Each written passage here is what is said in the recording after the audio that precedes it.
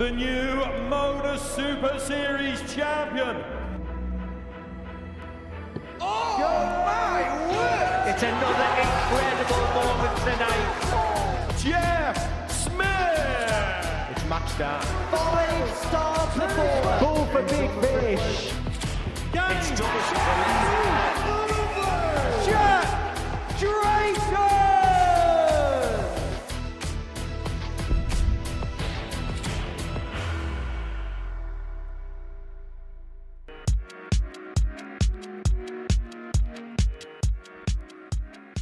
Double 10 to get the game wrapped up. Double 7 for first win for Giovanni Mattei since Monday morning.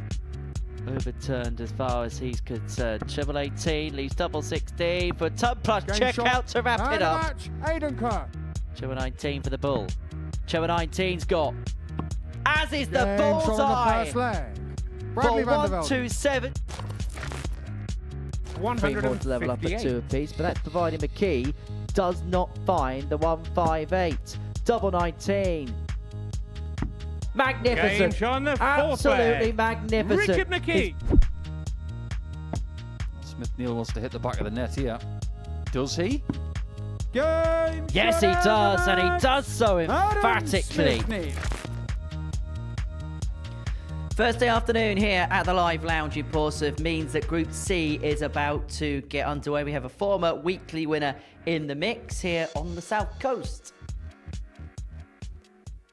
Hello, good morning. Welcome along to Thursday's play here at the Modus Super Series, where the former weekly winner Richard McKee is amongst those in action. We've also got Aidan Kirk, a player who's made 2 finals on the PDC Challenge Tour in 2026. So we should have a high-octane afternoon's worth of darts, which we're going to be watching in the company for the rest of the week. The asset, Paul Nicholson. Nico, great to see you once again. The story of the week so far has been fast, high-quality, really good darts. Yeah, it has been. It's been great to watch. Really interested to see what Henry Coates will do on Saturday night now that he's through, because it really does feel, compared to the last time he was here, that he got off to a much better start. But he's not the only person that's been playing well. When you see someone finishing 4th in Group A on 18 points, that tells you quite a lot. Where would you say Henry Coates is at in terms of his development as a player right now? He's progressing, and he's progressing at a nice rate as well. It's not like some of the maybe bigger names in the sport at his age group. He's not going out there and thrusting his way through into Pro Tour action all the time. He's wanting to take those baby steps like Bo Greaves has been taking over the last 5 years. I love what I'm seeing from Coates. He had a great start in his career, and he's progressing nicely. He won the group by Pete Hughes' 4-point margin. Graham Usher in 3rd position. He overtook Aidan Kirk in the final game of that group. So let's have a look at the tournament bracket now as we head towards the second half of the week. Henry Coates, the winner of Group A. Group B tonight could be high-octane stuff. Simon Whitlock, Lewis Gurney, Colin Osborne in there, alongside Pete Hughes and Graham Usher. Whilst this afternoon, Aidan Kirk, Bradley van der Velden and Giovanni Mattei will join Asa Cansdale, Adam Smith-Neale and Richard McKee in the mix. And when we look at Richard McKee, somebody who, when he started out here, he made a semi-final, he won a week, played at a Champions Week. However, off the back of what happened last time out representing Northern Ireland at the international pairs, has he got somewhat of a point to prove? Maybe in his own mind he does. I think he has regressed a little bit since he won that week. And when he won that final, we all thought, what's possible? He could be joining Neil Duff in a lot of Champions Weeks from there on out, but it hasn't really felt like he's been in the same form. And during international pairs, he was chopping and changing his barrels a little bit. I think if he comes into this week with indecision in the darts case, Saturday night's not going to happen. What he starts with will be really interesting to see. If he changes, then I think he's in trouble. Well, let's have a look at the odds and see what the bookmakers think going into today's action. And Aidan Kirk goes off the 4-7 favourite. And when you consider some of the stuff he's played this week, when you consider his form in 2026, is that a fair assumption to make? Yes, very much so. I'll be flabbergasted if he does not win this group. He was so much better than the other 2 people coming into Group C from Group A, and that's really short. 4-7 compared to the second placed Adam Smith-Neale at 4-1. That's a chasm, but that's a fair chasm because he's so much better than everybody else. 18 plus and gambleaware.org if you're going to have a flutter on the Super Series on this Thursday afternoon. Let's get into the action then, shall we? We're going to kick off by seeing our South African qualifier Giovanni Mattei in action. He takes on Richard McKee, former weekly winner here in the opening match of Thursday afternoon. And early on this morning, I caught up with Richard. Richard, back for some more this week. How much are you looking forward to the next couple of days? Yeah, really looking forward to it this week. I've been practicing hard and trying to put my mistakes behind me from internationals and trying to push forward. So looking forward to this week, yeah. Is it a case of putting some wrongs right in comparison to the Northern Ireland stint at the Pairs? Yeah, I wasn't happy with how I played at all. Just had no rhythm, nothing. I think I was trying too hard playing with Neale, but after what he achieved at the weekend, that spurred me on for this week. So is it a case of just kind of relaxing a little bit more, maybe not putting too much pressure on yourself? Yeah, just go back to the way I was before, the underdog, try and enjoy it and try and get a few wins under my belt. Just no expectations whatsoever. Because does the mindset change a little bit? Because we saw you do so well on your debut, then you won a week, and suddenly you go from this player that we talk, okay, this is a promising talent, to somebody that I suppose once you win once, we expect to replicate again. Yeah, probably, but then I've had the injury with my elbow, trying to get back from it. I've had to change my throw, change my darts, change everything, just to try and replicate that again. How is the elbow now? I don't want to say yet. We'll find out. It's up and down, but hopefully I'll be fine today. In terms of this group, I can imagine minimum requirements to get out of it and get to Saturday. You just have to win every game. There's no point hoping to win a few games and get scraped through. You have to win every game. There's a very tough competition in there. Right, we wish you well. Good luck. All the best, Richard. Thank you.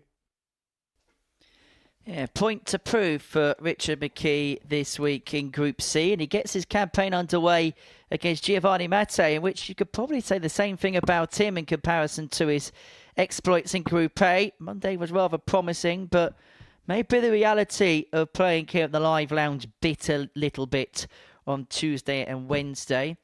But I did have a chat with Giovanni. He played at a local competition last night nearby here, and he said today the mindset's going to be different. He's going to play with a bit more freedom. As to Richard McKee, he's going to do something similar, trying to play as the underdog, and he might be buoyed by the fact the bookies have him 8-1-4 favourite to win the group. That might help him in that particular play.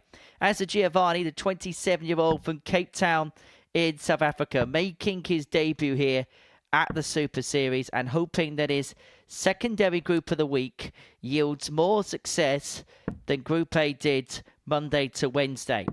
The action for the remainder of the week is going to be officiated by a legendary official. Paul Hinks has presided over 4 PDT World Championship finals in one of the most distinguished refereeing careers there's ever been.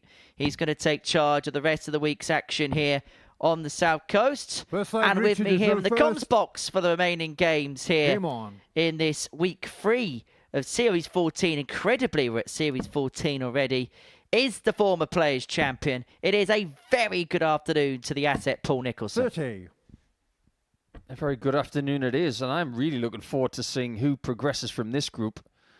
2 afternoons worth of play, you've got 10 games, and in the words of Richard McKee, he's thinking about winning them all. 60. I like that mindset. Because you don't come into every game thinking, oh, if I'll just get a couple of legs from this one and maybe win the next one. That is not the right mindset. I think Richard's got the right one. 40. I want to win every game. And people have. To go for hell and leather is the MO for Richie this week. And it's off the back of, 41. as he said in the interview there, rather poor and dismal international pairs campaign where both him and Neil Duff, we've seen over the last couple of weeks, have openly admitted it just didn't go to plan. Things 59. didn't necessarily click. Not as a result of them two playing with each other, but they just found themselves out of form at the same time. And so as a consequence, they just couldn't get any kind of rhythm and tempo going. Yeah, but Neil Duff bounced back rather quickly, didn't he? 28. Maybe Richard could do the same. And if he has had elbow issues and things are a little bit up and down, again, his words, then shortening the week 44. is the right thing to do. Playing Thursday, Friday, Saturday is the ideal scenario. But I don't care who you are. If you've had issues with your wrist, your hand, elbow, something that is to do with the projection of the dart through the 45. air, there's always going to be that thing at the back of your mind saying, well, what if it goes again when I'm throwing here? He might not have 100% commitment with what he's doing. I really hope it doesn't come up to bite him at some point over the next couple of days. And I hope I haven't put the mockers on this, because in a previous appearance here, he was okay. He was flowing on Thursday, but when it got to the Friday, the elbow tensed up and he was really struggling to release. So I just hope that he's able to keep things going with as much fluency as possible for as long as possible. Well, he's got 6 darts from here to take out the opening leg. Mate back on 187. 128. Richard comes back, should get 2 darts at a double of choice. That's a really interesting switch he's just employed. He was not trying to leave a double with 3 darts in hand. He couldn't see the 60, so he went for the 18s and left this. I think that was very creative. That's worked a treat. He's just taken 170 out in 5 darts. That's very good. Second leg, Giovanni to throw first. Game on. World class. Well, you can see where Giovanni is standing. He's in bunting country. But look at that throw. Does it remind you of someone? It's very littler. Very littler. From the ground up, it looks very Series 3 and 4 champion. 60. Sideways foot to the hockey. There it is. Side on. Body's facing the camera that is actually pointing at him. It's a 90-degree stance. It's the same sort of rhythm 95. as Littler as well. If we may say so, there are a lot of people in the world right now modelling themselves on the world number 1. Whether they should be or not is entirely up to them. 80. Yeah, just be careful to have your throw influenced by influencers. Sometimes mimicking a dart player can be a good thing, but sometimes it might have you on the wrong path. But he has a very, very good throw. 45. I spoke to Giovanni last night. As I say, he played at that local competition that a lot of players go to on a Wednesday evening. He got to the semi-finals of 43. that tournament in the end. I believe it was won by Callum Francis. He's been playing some good darts of late. Yeah, I'm sure we'll see him back here before too long, because as you say, he's been playing some really good stuff. But he was saying that he maybe Tuesday, Wednesday felt a little 44. bit too much of the pressure. The room that he's in is surrounded by a lot of champions. A lot of players have got a lot of experience, and he said he's very new to this arena, so he's just learning things on the fly. But 58. he said he is so motivated when he goes back home to South Africa, whenever this ends, to put some of the things he felt went wrong right, and to make himself a better as a player, as a byproduct, as a result of 43. playing here this week. Well, isn't it good that we're seeing more African players here? I remember when our friend from Botswana was here, Hilton Klein, he was so grateful just 60. to have the chance. I know that South Africa is the most prevalent nation in African darts, but Kenya's joined the party in the last couple of years. Botswana, Uganda are going to the World Cup in 4 weeks' time with 98. Patrick Ocheng and his partner. This is a great time to be involved in African darts, because if you've got talent, there's a vehicle. And this is part of that. 100. Well, Giovanni this Ocar, to 76. level the game up at 1 apiece. Matei looking at 76.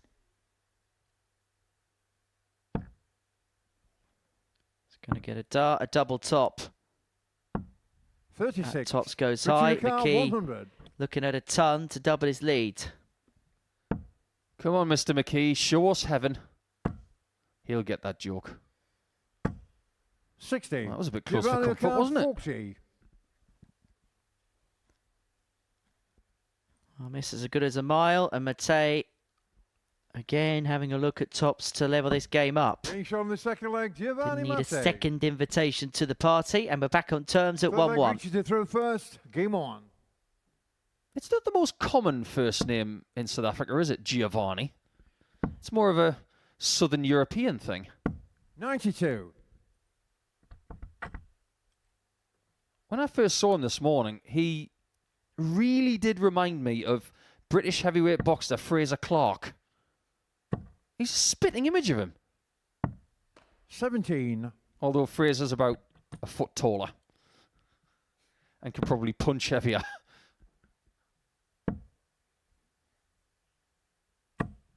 100. Do you know what I love about Giovanni? It's just his positivity towards everything. He was talking about life back home in Cape Town, and he said, do you know what? I'm very blessed because I live in a 100. beautiful part of the world, which I absolutely love. And do you know what? Sometimes in life, when you break things down to perspective and you enjoy that perspective, it's brilliant. 127. We do hear this a lot from South Africans, don't we? That they're very proud of where they're from and they're very grateful and blessed. It's part of their culture. It's an incredibly diverse 60. part of the world. You've got the build-up areas of Johannesburg and Cape Town and Durban. And then you've got, not that far away, 92. some of the most incredible creatures in their natural habitat. I'm not surprised to hear that he loves where he lives. Not too far away from where he lives is actually where the Atlantic Ocean and the Indian Ocean meet. And you can actually see the line 41. Richard Ducar, 90. of the two oceans hitting each other because they're two different temperatures. Probably part of the reason why it's called the Rainbow Nation, as McKee looks at double 15 to go 2-1 to 60. the good, but he has got plenty of time. You got a little bit of an insight there as to how Richard's darts land in the board and how they behave as well. There's a really big fishtailing of the dart before it hits the board. 30. And if he Richard doesn't Ducar, throw 30. an ideal shot, it is going to be low. Game But that shot was the an third ideal leg, shot. Richard McKee. Yeah, and it's a shot that puts in 2-1 to the good. That, a perfect angle, Fourth really, leg, of Giovanni to throw the way the first. darts Game on. go into the board. That was a beautiful shot of a beautiful shot. You can see that the flight is kinking to the left. So if he's going to miss the treble 20 in the scoring phase, he's better off missing to the left. 140. If he hits a small 20 on the right-hand side, he's going to switch. Notice how he's staying there. Because he's got plenty of room 100. to the right of that dart. That made total sense. You speak so much, don't you, about dart behaviour, and it's such an important thing for somebody to know how their darts go in, how they behave, because if you find yourself in a tight spot, you can then know 85. how a lie may work to your advantage or sometimes to your disadvantage. Do you know what? There you see it. It's travelling from right to left. And it starts kicking. If you pull that dart a little bit, 82. it's going to stay left. There's this obsession with people now, Henry, where they want to film their throw. That is them physically throwing the dart through the air, so the camera is pointing at 60. them. You get more information if you have somebody film your dart flying through the air. Look at it. That's not flying straight. 133. That's weaving to the left every single time. And Richard knows this. He can use it if he has that information.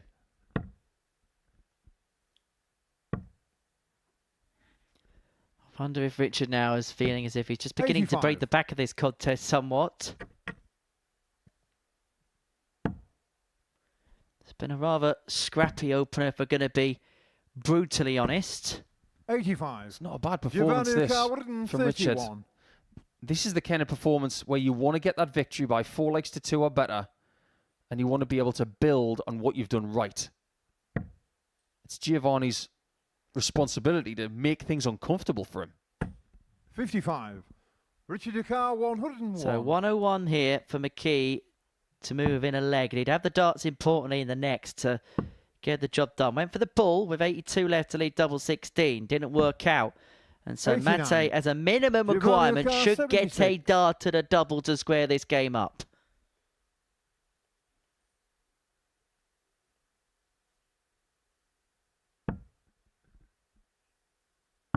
Just like last time, it's tops. 36. Richard Ducar, That 12. one, unfortunately, was in orbit. Game And that's a very positive dart from McKee. I think he does like to be called Richie. Fifth leg, Richard to throw first. Game on. But we're going to call him Richard because in this place there's only one Richie. I'm only joking, Mr. Howson. There's also Mr. Burnett. There's only one 100. Richie that goes around stroking speakers. And using the stage as a back scratcher. Yeah, I'm still not over that interview with him and Kirk Parry yet. 100. We spoke about McKee and how his darts sit in the board. Just by chance, Mate actually gets them to 140. land the other way. They don't go in straight, they kink to the right. Which, funnily enough, is the same as Mr. Littler. 125. There's always a little bit of Michael Smith-esque about the entry into the board as well. It's just the fact that Giovanni throws with slightly longer points than perhaps Bully Boy does. Yeah, they're going in just a 45. little bit flatter than Bully Boys as well, which doesn't give him as much kindness when it comes to building the score. You can see it leaning to the right. That's twofold. 80. One, it's because of where he stands, and secondly, because of how he delivers the dart. Not 100% convinced that standing all the way to the right-hand side for him is where he needs to be. But that's what he feels he 84. needs right now. He's down there, we're up here. What more can we say?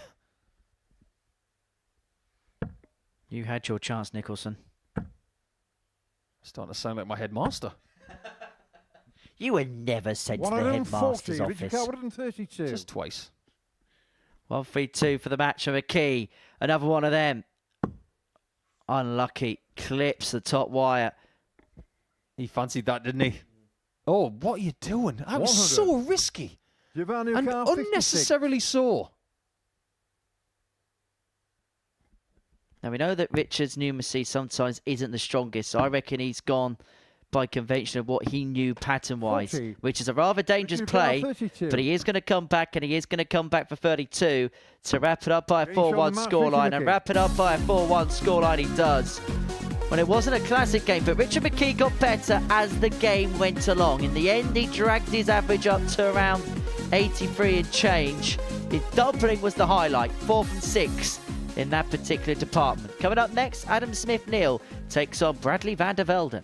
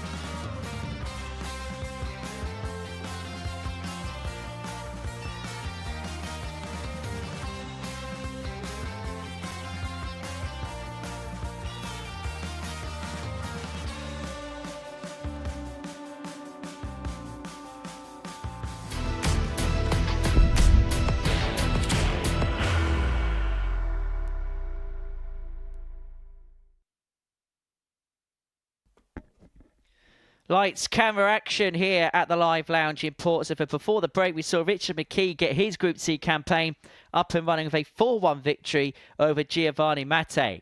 Game 2 is a meeting between Bradley van der Velden and Adam Smith-Neale. Smith-Neale back here after a year away from the Live Lounge. The 32-year-old from Nuneaton in the Midlands, taking on Bradley van der Velden, the 18-year-old from Leiderdorp in the Netherlands. Making his debut, the former Lakeside World Youth Champion, Adam Smith-Neale. Now, he played in one of the first weeks that we played here in Portsmouth in 2022, rather infamously because he had a 9-darter hit against him, against Conor Heenahan. Played again around about this time last year, so he'll be hoping that third time playing here at the Live Lounge is going to be the charm. But in Bradley van der Velden, now, usually when we talk about players finish 5th on 6 points, you say, well, maybe there's work to do. But maybe not as much work to do as you would think, because if you delve into some of the numbers and some of the things he was punching in, 96. There were some really tidy performances in there, but it was just a case of when push came to shove, just wasn't able to find what he needed in those key situations. 58. You immediately look at this throw and you think, there's not a great deal that can go wrong with that. 98. Technically looks sound. He looks like he's got the classic Netherlands haircut, where the partner's been done with a laser. 58. And maybe what we need to see on the board for improvement is what's happening between the ears. 99. Not everybody has that ultimate maturity from the age of 15, 16. Some people need time 43. to find their potential. And if this young man's got great technique and a good head on his shoulders, maybe we need to watch out for him over the next 2 or 3 seasons to see what kind of incremental improvements he can make. But it looks like he's slowly but surely going about his business as well. I'll let you delve into 26. some of the things he's done, because you found some interesting stats in terms of his season as a whole, as he looks at 108 here to get the break of throw to move himself 1-0 to the good.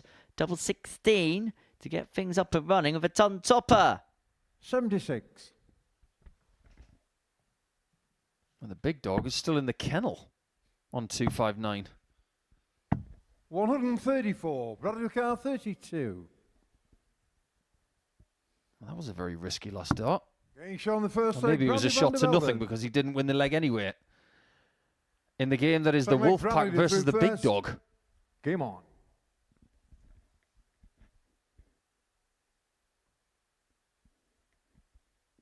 Yeah, interestingly, Bradley has played Challenge Tour darts this year, 51. but not Development Tour. That's quite rare. Because if you are of a certain age, 46. you tend to find that, well, they are kids between the age of, say, 16 and 24. That's where they want to play. They want to go and play the people of their own age. But for whatever reason, Bradley has decided not to play that this season. 100. But he has played Challenge Tour. And he did so pretty recently. Best result of the year, 17th of January. Lost in the last 32 of Challenge Tour 3. And he's beaten some decent players there. Angelo Balsamo, he's beaten Romeo Gerbevats. He's beaten Bhav Patel. Lost to James Beaton. 56. It's been all right. There's some decent numbers in there. But I get the feeling there's another level that needs to be found. It doesn't have to be found right away. 57. He's young enough that he's got probably 6 years to find what he needs to do to be that next level player that he probably wants. Well, look at someone like Nathan Potter, for example. We saw him burst onto the scene rather young. Took him a few years to really begin to fulfill his potential like he is now at the age of 22. Don't have to do it all straight away. And what Nathan did, it was slowly but surely taking incremental steps. And look at him fly now. It's Van der Velden flying in this contest. Double top miss for a 2-0 lead. 60.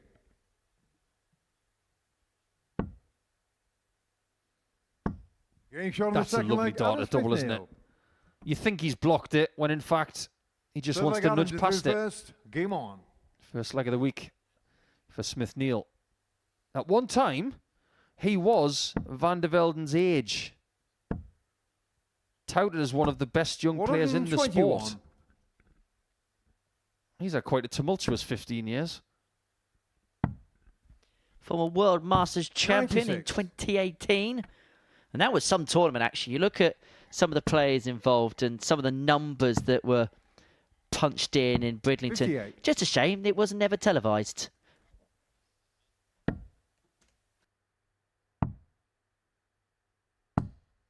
$58.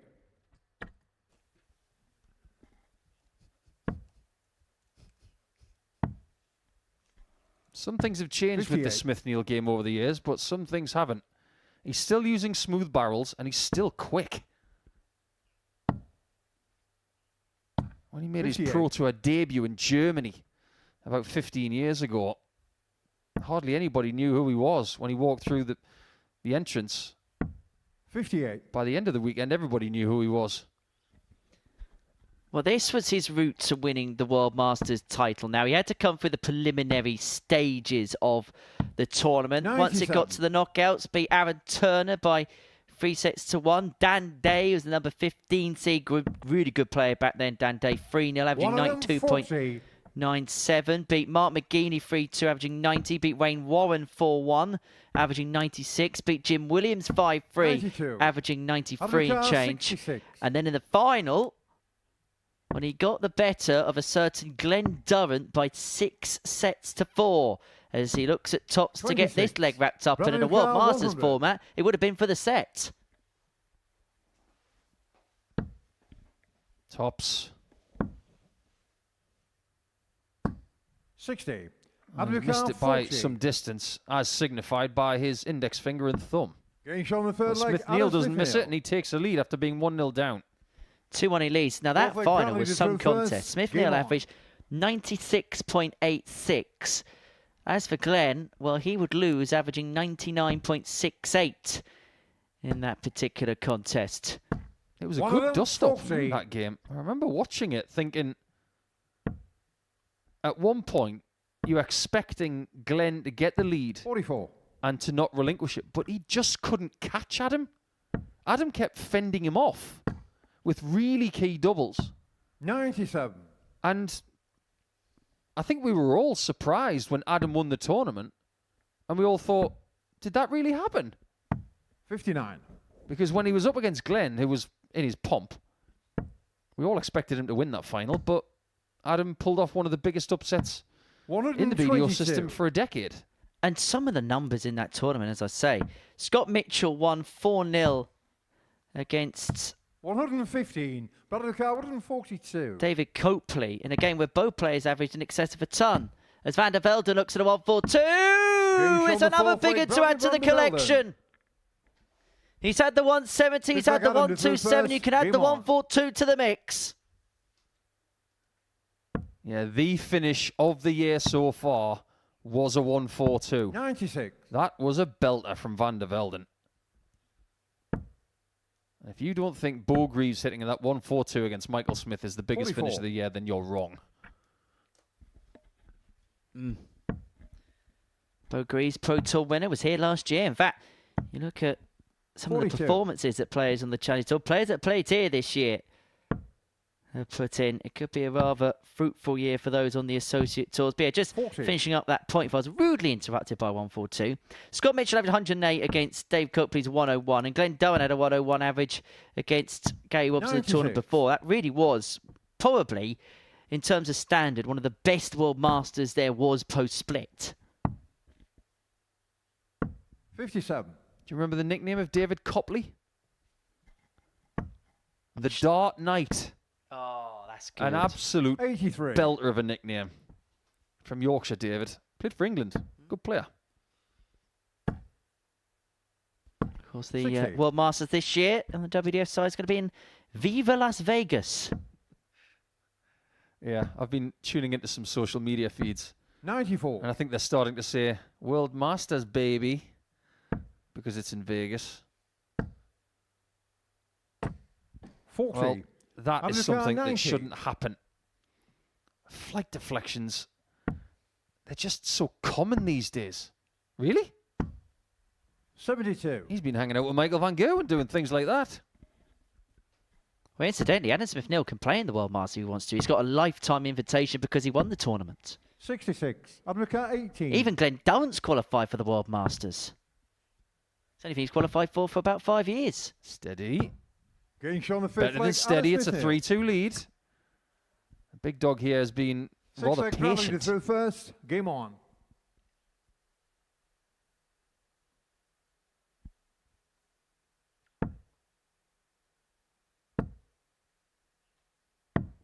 It was interesting speaking to Neil Duff last week. He said he's going to have to sort out his travel plans now because the World Masters finishes on Sunday afternoon in the 39. United States. And then on the Monday, Champions Week 14 begins. 100. Yeah, it's a nice problem to have, isn't it? And of course, You can't have a long, distinguished 100. career without having a few travel issues. Lost luggage, lost darts, equipment malfunctions, 58. missed flights. It's all part and parcel of the journey. and he must be thinking, why is this a conundrum? Because the two things that he's chasing this year 86. come in the space of a couple of weeks one another. He'll want to win the World Masters to complete the WDF set. And he's always said that Champions Week is the one thing that's eluding him in this particular cabinet. 24. And they both come like London buses. Again, it's a good problem to have, isn't it? If he didn't play well, he wouldn't be in Champions Week. If he didn't play well before, 44. he wouldn't be in the World Masters. It's a glorious problem to have. Are we going all the way to a last leg decider in this contest? 78. Starting to get the feeling that I know why Bradley is just a little bit undercooked. 80. Looks a bit rosy around the cheeks. Maybe a little bit of early afternoon nerves. But every now and again, 140. there's an Undercard untidy dart in 152. there. Just needs to keep his rhythm. Stay, double 16. 136. And that Bradley was a Carl, chance to win the 44. match. Now Van der Velden's got to keep him at bay. So this, to take us all the way, it's a missed big number. And now he's hit the treble free, which leaves a double 13. And he cannot 18. bail himself out of bother. Undercard 16. And so Adam Smith-Neale looking at double 8 to win this game 4-2. 2 fours to get his campaign off to a winning start. And that is Bradley now Carr, 4 26. match starts missed for the former World Masters champ. Getting Eventually, shown the sixth leg, 13s Bradley turn out to be Velden. lucky for Van der Velden. 3-3. So the final leg, Adam to throw first. Game on. Yeah, that World Masters victory wasn't yesterday either. It was nearly a 45. decade ago. A lot has happened in the last 10 years, not just in this sport. 57.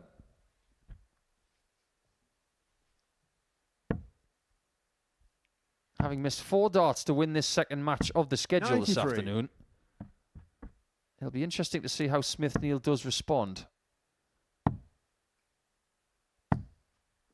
Doesn't 98. play a lot of the second level of dart stuff now. He's very local. 140. There's a lot of players like him who've done bits in the past, who have almost gone back into their shells a little bit, 59. stayed in their local area to see where they go next.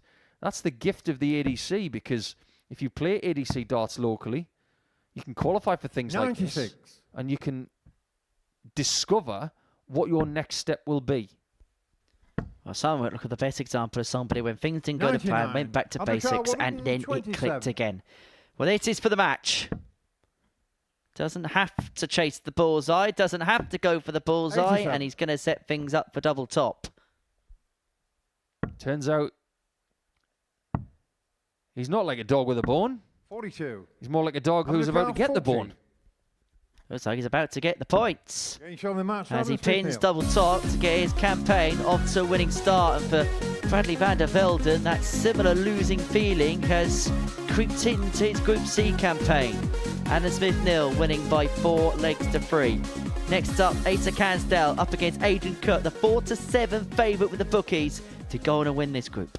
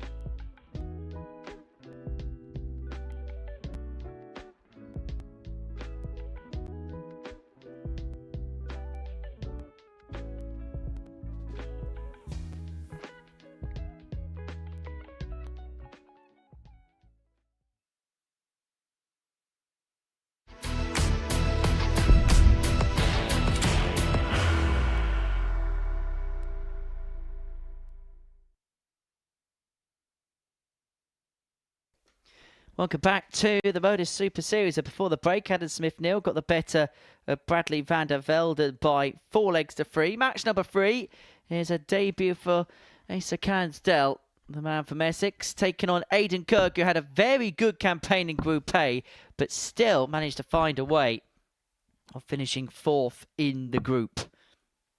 But he is, with the bookies, the odds-on favourite to go on and win Group C between now and tomorrow afternoon, up against Aita, who goes in 7-1 third favourite with the odds compilers.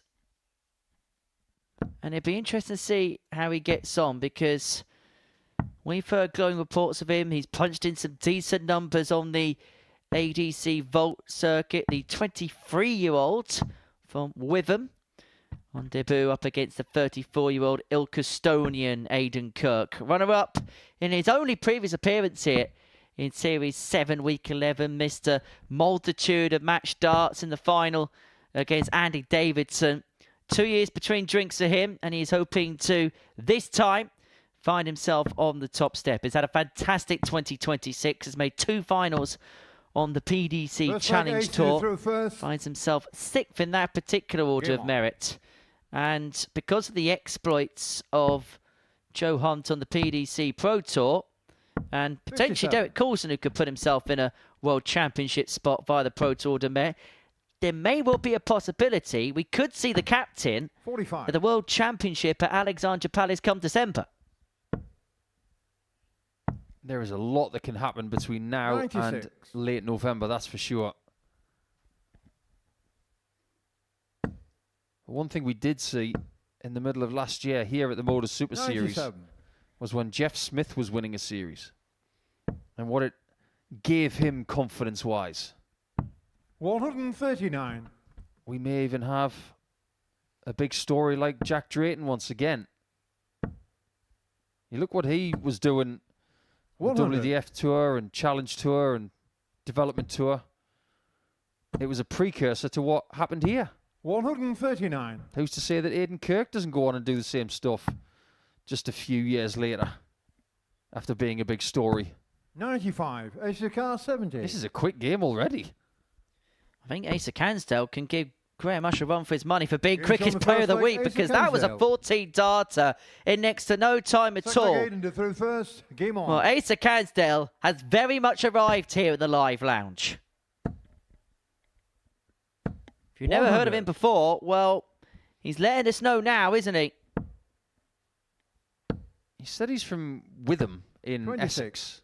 It's an interesting location because he's pretty much in the middle of Chelmsford and Colchester. And somewhat in between Braintree and 104. Basildon. And if you want to get involved in ADC action in Essex, he's got his 40. pick. Now, he did win a vault event on Monday in Colchester at the Highways Sports and Social Club. 91. He beat David Cook in the final by 2-0. Oh, sorry, the 25. final was Aiden Stephen Car Weston 70. by 3-1. But his range of performance, that's what I want to talk about with Asa. 96. Went as high as 90, went as low as mid-60s. Do we need to say 43. any more? Aiden Car Because it was brilliant in the 74. first leg. Second leg, not so much. Well, he completed the first leg in 14 darts. After 12 in this, he's got 3, 6, 7 left. 34. Case very much in point, and Aidan Kirk's just basically had a free run of it here. Might be fair to say that 100. Cansdale is Aiden Car raw, 40. but raw in the good sense. Not Gordon Ramsay raw. Getting shown the second leg. 1-1, Aiden Aidan Kirk pins the double 10. But there is something Third about leg, those 18 type to of throw players I first. love to Game see on. here at the Super Series, because you hope in his case that maybe we see him a few times, we get to see them nurture, develop. 140. Tom Sykes, I think, is genuinely the best example of that.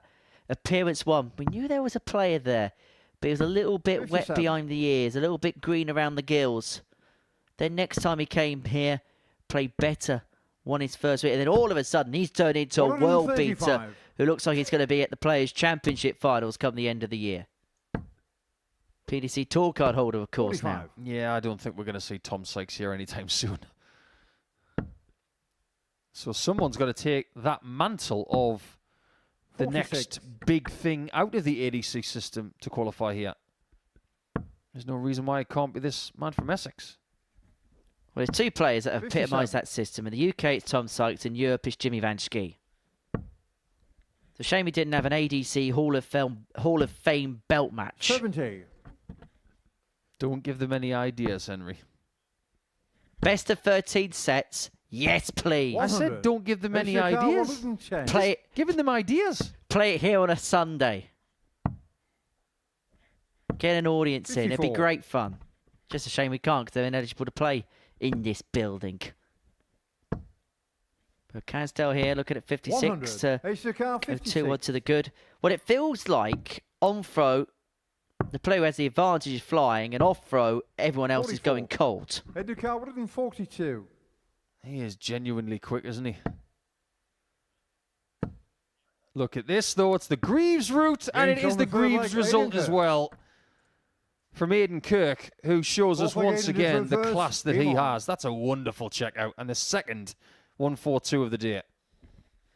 2 ton plus checkouts, both the same number and both just as exquisite. 57. And I said a moment or two ago, it felt like the play against the pro was hitting a bag of nails. Well, that was a bag of 60. brilliance from Aidan Kirk.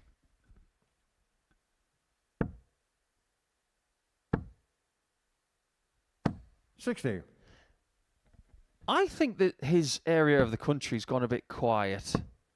I think Nottinghamshire and 97. Derbyshire, as much as they're rivals, because they are, but that general area of England, I think it's gone fairly quiet for dart players over the last few years. And they might just be starting to come out of the 100. woodwork again. Well, Henry Coates, for example. Exactly.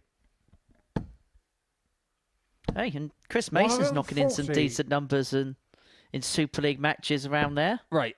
Mace is a friend of mine, right? But I'm not having him as a Derbyshire guy. 134. He's from Bristol. I know, but he plays for the Prince of Wales I in know, he McKee. plays county for Derbyshire. 100. Whoever thought that was going to happen? 150. Who would have thought he'd be throwing the darts again? As Kirk looks at 150, looking to usurp the 142 the previous leg. 120. Ace of car 104. Yes or no? On this occasion, it is a no. 52. Head of car 30. Welcome to 2026. And it's not that way. This is different. Could have been worse, Aidan. Oh, it hasn't 28. gone in either. That would have been frame-worthy if he'd hit 52. that. It would have been a hang it up in the Louvre type of shot. This more conventional, 32. but similarly Head of car not 2. executed. He's Drinks got on the it. fourth He leg, did deserve Edinburgh. that leg. He gave himself 2 chances and Fifth leg somehow ace to throw found first. a Game way on. to double one. But it works. 97. Yeah, there was a time, you know, when Derbyshire as a county, in particular, was a very, very strong county. 100. They had some of the best men's A-team players in the whole country. One of them, 40. They even had John Law, the England captain. But Nottinghamshire's been a very sleepy county 180. over the years when it comes to producing dart players. It's actually been more famous for 125. housing foreign and overseas dart players instead of homegrown stuff. They actually had 93. Damon Hetta and It's the Kyle Anderson living in 139. Nottingham at one point. That was actually part of the reason why Adam Leake was initially looking at moving to Nottingham before then 99. settling Edgar on Milton Keynes. 128. Got there in a roundabout way. As Kirk looks at 128. Had a 142, 92. scared the 150, but he's not going to 40. take that out to win the contest. So to keep things going just a bit longer. One more. Not 20. fouled. Head car He 36. was walking on that last dart. That's why it was low. Getting shown the match. And the Edgar. captain salutes a 4-1 win. And I think he understands that Asa Cansdale has got possibilities, and getting him first game might not have been the worst time to play him. It's a steady performance from Aidan, just short of an 88 average, and he gets his points on the board, courtesy of that 142 along the way.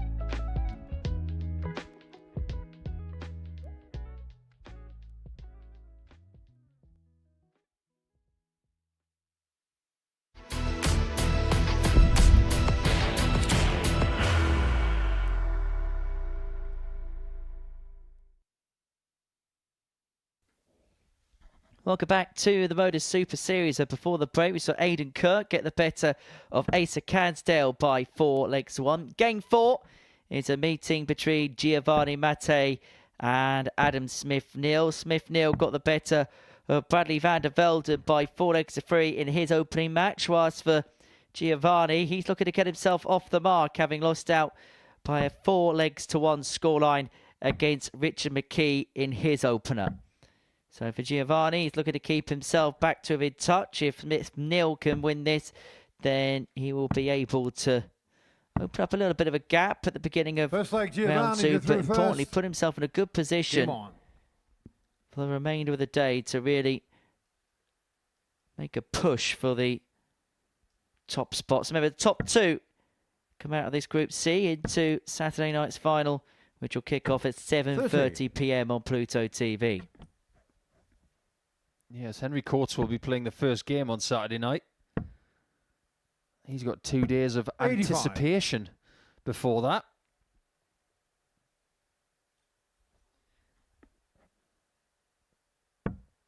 But we've had 1 round of action already. And 100. If Aidan Kirk being odds-on favourite for this group wasn't enough, if you need a little bit more evidence as to why he's probably going to win this group or indeed qualify in second position, he had the biggest average in the first round. He had tied for the highest finish and the most comfortable, serene route 60 to 2 points. And he looked very comfortable doing it. There's a possibility he could find himself in a league of his own, and it might be a case of we're looking to scratch around who's going to come through in second position behind him. That's what I thought when he did finish 4th. I don't think he'd panic too much because he would be such a big favourite to get out of this group. And you look at some of the quality on show in Group B, of course, it's an intended destination, but sometimes there can be a silver lining to certain things that happen in this sport. And he might think, yes, I didn't want to finish 4th, but actually this is a group which I should back myself more attainably to finish in the top 2 from 6 in comparison to maybe the top 3 from 5 in Group B. Finishing 4th in Group A is no shame. Just ask Series 7 champion Andreas Harrison. 59. He was 4th in Group A in Champions Week, and he was the last person standing on that Saturday night in Series 7.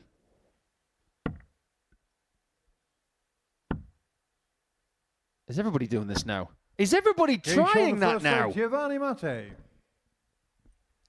Is going 220s for ball unfashionable, or have I missed something? Smith-Neale was sitting on 120, which is very 59. gettable. And Giovanni Mattei thought that, what is it, 518s was going to be the route.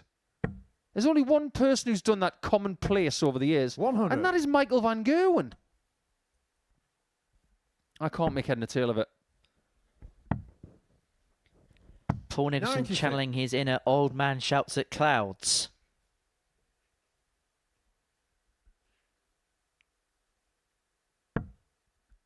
What do you think, though? You've got an opponent on 120. You're on 43. 90. What do most people do? Now, first things first, I'd never be in this position in a leg, but I would be going for the conservative 54. play. Guarantee yourself a dart at something. This coming from a person who averaged 70 and was 1 from 5 on his doubles in his first game. So maybe there's a little bit of inner confidence 60. that is ready to come out. However, let me throw a little bit of a devil's advocate at you to a certain extent, because Raymond van Barneveld coined on the 92s and 94s that he'll go for a trail because as a professional player, you should guarantee that you hit that target. I suppose there's to a similar extent that with the 90 for that play for Giovanni. Yeah, I get it. I really do get it, but you've just 55. brought up the point. But that came from a legend talking about professionals. Giovanni's an amateur. 140. I think there is a little bit of something in this sport right now where everybody wants to do it the flashy way, when in fact, sometimes the textbook 60. is the right way. 56. If he tries that again in the wrong spot, he might get burned. Double 10. Thought that was in. Does not want to come inside here. 36. Thankfully, he missed on the outside. Is it just me or the back of his dart shirt? Does it look less like a big dog and more like a wolf? 43. Out of the car, 20. Pick that one out. That's a really good dart from Adam. I'd like to know what kind of dog that is. It looks like Taz from Looney Tunes after a night out. He doesn't look particularly happy. I know that Adam's got very high standards. 100. He hasn't quite attained them so far today. But this is an interesting topic because 59. if you have had games like that World Masters final with Glenn Durrant, and you've had really good games in your last 10, 15 years, some people judge themselves by the best they've done. And they believe they should be doing that all the time.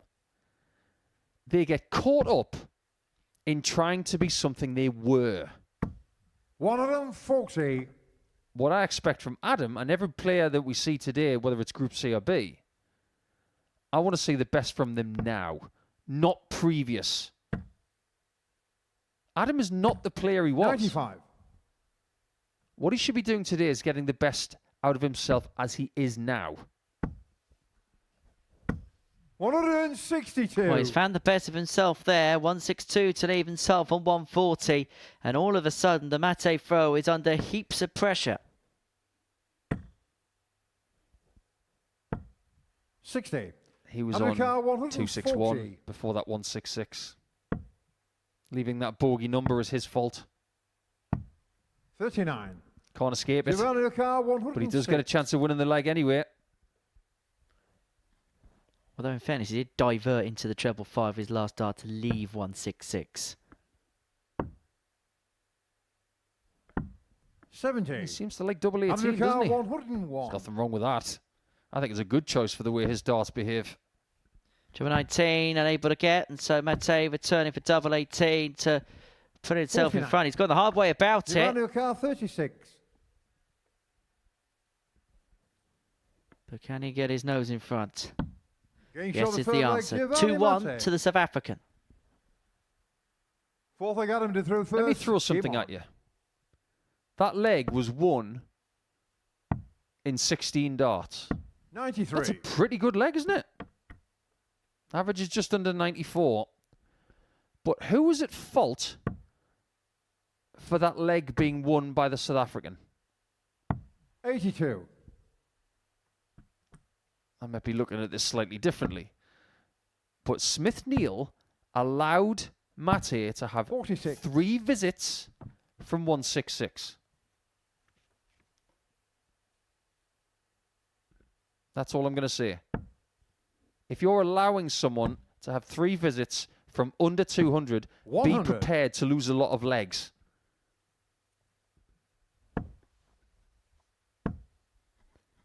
I think what we've seen so far 99. in this group is Aidan Kirk putting the performance of it, but for everybody else, it's been a little bit patchy, a little bit in and out. I do get the feeling that these players know that Aidan is 60. a class above. His next game is after this. He's up against Richard McKee. 134. They both won their first games. So someone's going to 4 points. Mate is not going to make it to 4 points with those guys unless he wins his next 2 matches. 137. Out of the car, 129. 129. Now treble 20 for the bull. Bullseye.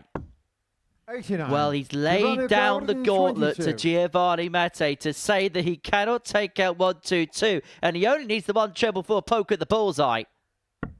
If you think that was an accident, think again. He's got a shot. Make him pay. 75. Well, that was such a Under gutsy car, move 40. from Adam to lay up with someone on 122.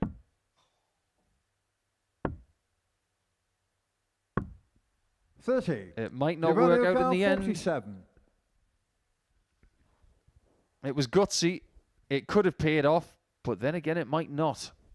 But then, as you said, it was Adam Smith-Neale missing that has allowed this particular opportunity to the board. Throwing from Stephen Buntingsville at double 16. I don't think 31. that double suits him at all. Adam O'Carr, 10. It's going across the line.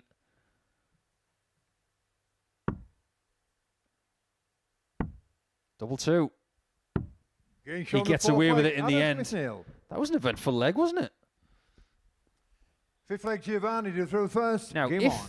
you're standing there, as the South African does, if you're going for double 16, which is in the bottom left corner, you're throwing across your 44. line at one of the targets that is the furthest away. You're probably throwing from 8 feet and an inch, 59. 4 inches further than you would be at the middle. It's that different. But think about the eye line to double 16 as well. It'll actually be a smaller target. So why would you leave it? Makes no sense. 38. You're better off going for doubles that are more down the right side or down the middle. I think he was better off going for 7 and tops. 41. And all lessons he's going to learn. And as he said, he's going to take all of this in. And when he heads back to South Africa, flies back on Sunday night. So he's going to have a rest on Monday. And then on Tuesday, he is going to hit 60. the practice board again. He said this is giving him a will first to do more. 81. He doesn't even know what he's going to do by the end of the week. Hey, You know how people are obsessed with what's next. I don't know if you know this about people under the age of, say, 35 in this day and age. They're obsessed 60. with what's next. So he's already talking about what he's going to do when he goes home, when he's got no idea what he's going to be putting in his luggage. It might be a medal. 84. So he's thinking about next week, when in fact he should be thinking about today. That's the first thing he's got to learn. Don't 40. plan something for next week when in fact something big could happen in the next 3 days. so all the plans I have for next week, I should delete them right now. Are you playing darts on that stage right now? No, and I don't think I'll be anytime soon. 82. As a sports person, you plan for the day that you play. Very rarely do you plan for the very next day when you're currently in the middle of the day 99. you're playing. Adam O'Carr, 56. That's what I'm trying to say. So 56 to lead 3-2, double top. Getting shown on the fifth leg. Adam And that Smith-Neale. break puts Adam Smith-Neale to within a leg of winning this contest. Sixth leg, Adam to throw first. And Game on. importantly, he has the darts to make it 2 wins out of 2. And it would mean for Giovanni Mattei a long way back, even at this early juncture, be 2 defeats from 2. 180. And Smith-Neale is in no mood to mess around. Piling in a max, piling on the pressure. 81. As I said, had a 9-darter hit against him by Conor Heenahan. 85.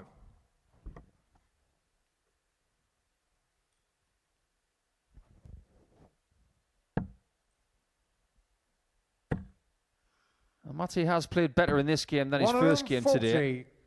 So that is a very bright spark. He might be getting Smith-Neale at the wrong time, though. 59. I do believe those barrels used to be black, you know. But he's used them for so long that all of the coatings come off.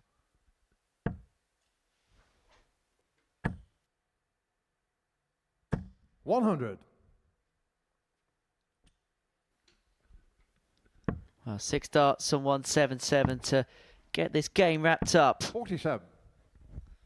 No big treble does open up the door somewhat here for Giovanni. If he just piles in 1 big treble here, he'll leave himself on a 2-darter. Just poses the question, what he'd give for 140 about now. He's got to be careful not to catch. 140. Absolutely Adam fine. 130. He's not going to lay up here, is he? Be funny if he did. 35. There you see Giovanni Carr, 40. one of his bad habits.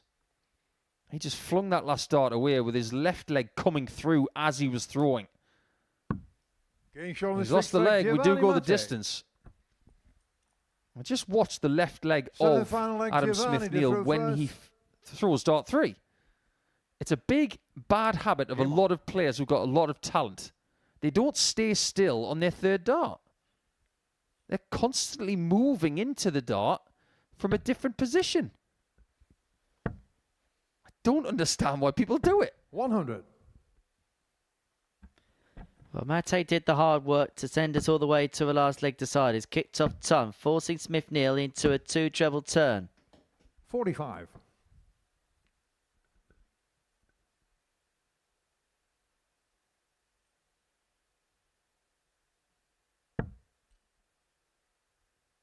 Is he smelling an opportunity here?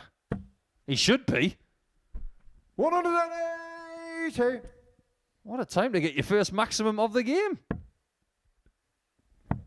Timing really is everything in this sport. 98. And as Giovanni Mattei timed this run to absolute perfection. 6 darts here for 2-2-1 to complete a 4-3 win. And Smith-Neale, who looked as if at 3-2 up, the way he was playing, had this game pretty much 100. wrapped up.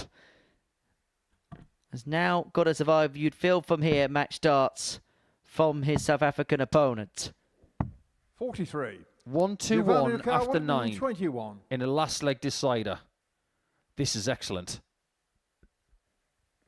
It's world class. Is there going to be a class finish? Doesn't have to go treble 17 and pull. 57. My suspicion was he probably would have gone for it if he did find the treble. Just a bit up and down there, wasn't it? But the line was good. And he's got time 42. on his side. Giovanni Carr, 64. Now, what's he going to leave this time? Could be double 16, could be double 8, could be tops with the last dart. Double 16 it is. 48. He will return. Should be worth noting that he struggled to cross the finishing line in a game against Pete Hughes yesterday where he had a 66. multitude of match Giovanni darts, Carr, couldn't 16. take them. Pete Hughes did pip him at the post. But luckily for him, he has got the luxury of time. Smith-Neale nowhere to be seen in this last leg. That's awkward. Even more so. Good luck finding this, pal.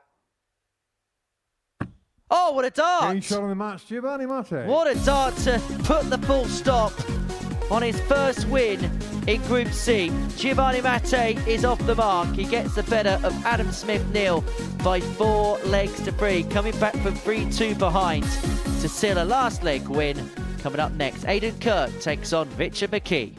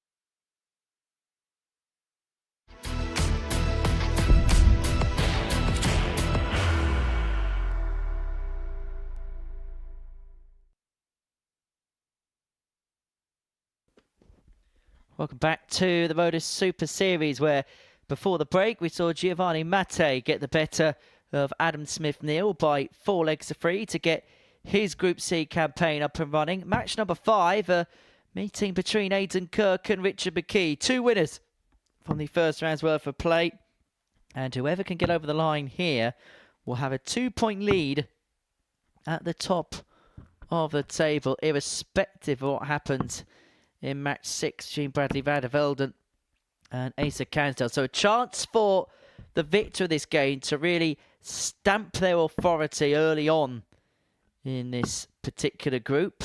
And for Aidan Kirk, well, his first performance was the performance of anybody, getting the better of Canell 4-1, averaging just a shade under 88, 4 from 11 in terms of his finishing, a 1-4-2 checkout being the highlight 59. Of that. For Richard McKee, his doubling was his strong point, 4 from 6 on the outer ring, and a 4-1 win against Giovanni Mattei.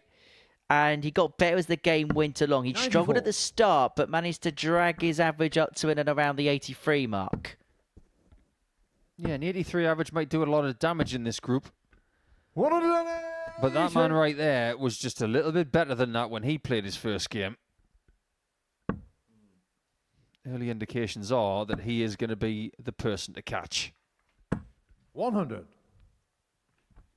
Well, he's specialised in ton plus averages this week as Aidan Kirk. 44. Had 3 of them over the course of his Group A campaign, including 2 on Tuesday, 1 in a losing effort 97 against Graham Usher's. Had the week's highest average, 107.38, and a 4-2 success against Bradley van der Velden. That was some contest, that one. 58. How often do you see people having 3 ton plus averages and finishing 4th? That's something that barely happens at all. Year long. 60. Eddie Car 160.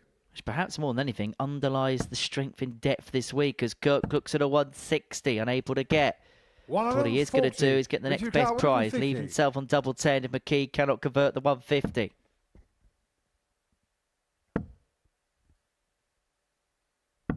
$58. Kirk gets his wish. Hit long and prosper, Captain Kirk. Second leg Richard to throw first. Game just on. Looks really comfortable. Day 4, sometimes you just think it's been a long week. It's been trying. It's been difficult. 60. I'm not getting that from Aidan right now. I'm getting positivity. I'm getting relaxation. I'm getting class. Just an excellent technician. A really, really nice chap. But he can absolutely destroy you on the dartboard if he's on form. Oh yeah, an absolute gents is Aidan Kirk. Probably at phase 2.0 of his career, and I think he's one of those players, because of what happened when he was a youngster with the run at the UK Open, things like that. There was a lot of expectation on his shoulders, expectations that at the time he didn't feel was warranted, and expectations which maybe sometimes he struggled to deal with. But I get the sense now he's coming back into the sport properly once again. That the one of the desire is still there to be competitive. Do you think he's in his second phase? Because I think he's in his third. When he beat Wright and Taylor at the UK Open, that was phase 1. 59. Then after that, 64. He had a bunch of decent results. But I think this third phase, over the last maybe 18 months, 140. I'm going to go so far to say I think he's playing better now than he ever has. And that's what he said in his own words. We did an interview with him on Tuesday, and he said he feels like he's taken a lot of the learnings from the past, and it's making him a better player as a result of it. And who knows what the future could spring. Where in the present, he's had a 14 darter to break the throw of Richard McKee and go 2-0 up. I think he's grown up a lot over the last few years. There have been things going on in his life that have made him more grounded, more focused, more determined. And without throwing anything out there about his looks, because he has somewhat chastised me for calling him a farmer once, because he had a beard with no moustache. If you take yesterday's Pro Tour winner, for example, 140. having glasses and no hair works very well. And you know how long it took Andrew Gilding to win a Players' Championship? 442 of them. So not everybody comes out of the blocks and does everything from the start. Some people have to wait. So watch out, world, because Aidan Kirk 69. is patient. However, he's not the best-looking man with a rather shaven head and glasses. Look at the magnificent Paul Hinks. 131. Header car Just 112. look at him. You okay over there? Tops. 92. Surprised he didn't take that 12 daughter. He's been flying in this game. And these are the types of performances he was kind of putting in once a day in 98. Group A. There was Header car always 20. something that was eye-catching. There was always a performance in there that stood out to this kind of level. No score. Richard Carr 170. I couldn't find double 10 the way he did in the first leg. But he's got a chance for redemption. 42. Header car 20. So double 10 to put himself one away. Getting shown the Gets third there in leg, the Aidan end. Kirk. Final Aidan Kirk. His average has taken a detonation Fourth leg, because of Richard those is misses at the reversed. outer ring, but he Game won't on. care too much about that. He's in a good position to get a win, but also a big win in terms of margin. And in the end, 42. it was legs difference that was the separating factor between him playing this afternoon to this evening. So you know, even at this early stage, that racking off as many legs as you 97. possibly can will give him the best possible chance if he needs it later on in the group. Let me put it to you this way, Henry. We know what Group B is going to be like later. We've got Simon Whitlock, we've got Colin Osborne. 58. Two people who have won on the stage. Lewis Gurney, Graham Usher, extremely dangerous. Pete Hughes is 134. still a new name to a lot of us. I think there's going to be a lot of toing and froing over the next two nights with that group. 39. And if that group goes long, we don't know who's going to be through until maybe the early hours of Saturday. And if Aidan Kirk's already through, having bossed this group, who's in the driving seat? 140. He'll be the man who's in bed by 11 o'clock on Friday night. I think getting into Group C might be a blessing. Well, I remember, 81. I know he Aidan didn't quite. Carr, We'll talk 130. about it actually in the next game because Aidan Kirk here looking at 130 to win it. Looking to win it in style. Triple 18 got the 140. double 8 just wide. He's averaging 102 and change, having missed 6 darts at double. There are possibilities. 27. Header car 16. Showing a justification as to why the bookies Yeah, have show the him match, as Aidan the Kirk. nailed-on favourite to win this group. In the end, the average drops just underneath the ton. It's 98.5. But Aidan Kirk has played 1-2 with a concession of just a solitary leg. A 4-0 success over Richard McKee. Coming up next, Bradley van der Velden takes on Asa Cansdale.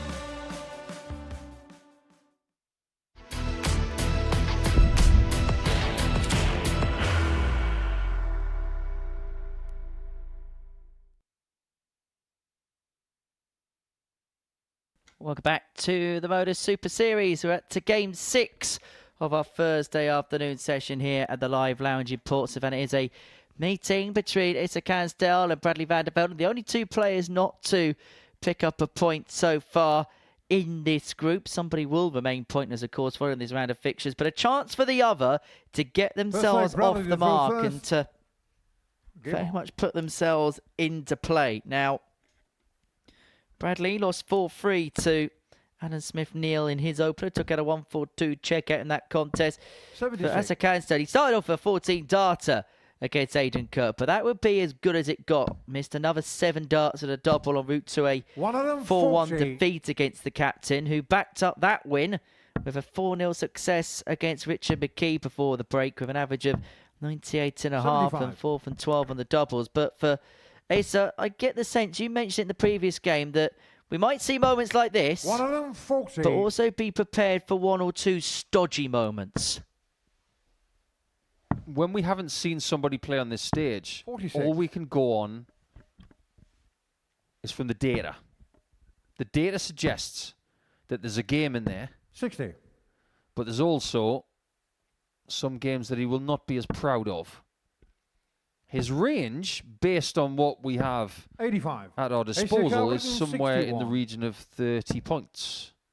Maybe 25. 91. That's too wide.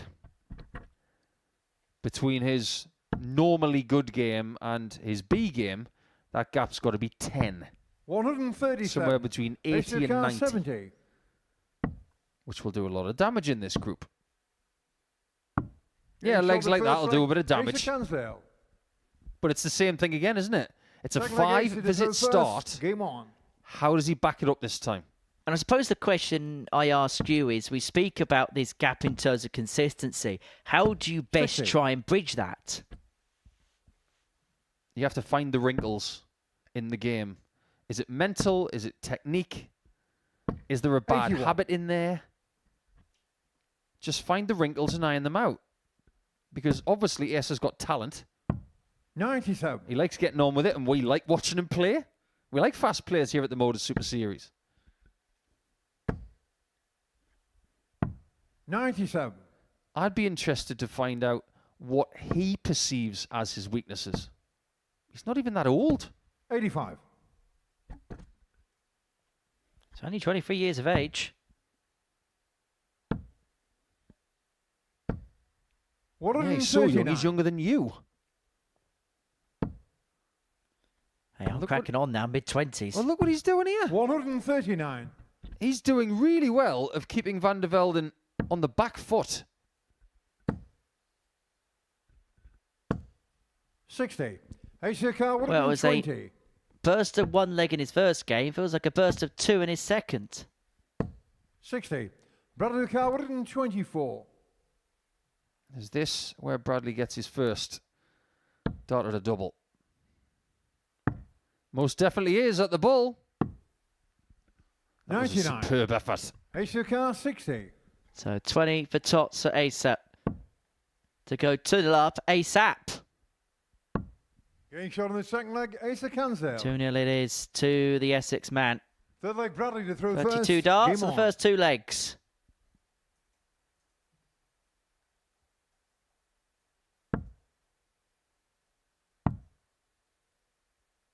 $93. So Bradley, I just wonder if it carries on 26. like this, whether he's going to get a sense of punch drunkenness.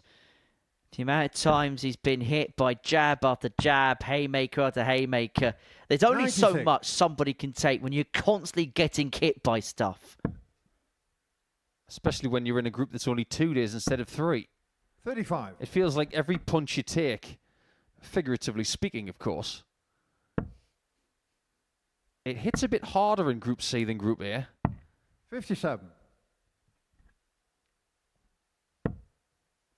Fascinated by the first name that Canell has, 43. Asa. I've heard that a few times before. Apparently it means healer. So, oh, that's an 80. interesting bounce out. He's actually doing 2 things at this point in time. With a name like Asa, he's the healer. but he's actually inflicting the pain. 134. So what you're saying is he's being rather contradictory right now. I think looking by his facial expressions in the background, 59. he's not in a healing mood. He's in a winning mood. It's fair to say he's one of those players, when you look at his face when he throws the 40. darts, he plays with Car, ultra 116. intensity. Everything's got to be dulled into 10. As Van der Velden has 6 and 116 to get something back. 42. Oh, there's that dart that creeps in every now and again for Bradley. An untidy one, which causes him problems. 100. Bradley Car, 74. Should have been on something smaller than this. Didn't make any difference. He does tidy it up after all. Fourth leg ace to Brings throw it back first. to Game 2-1 on. and just poses the question of ace on throw. 131. Well, there's the answer to that question. Was the question, where should you switch with one dart? Because he's done 55. exactly the right thing there, and that tells me a lot about Asa. I am fast becoming a fan. 180. He knows his apples and oranges. This lad can play. 140. He might look a little bit like Louis Theroux, but he's not asking questions because he's got all the answers. 80.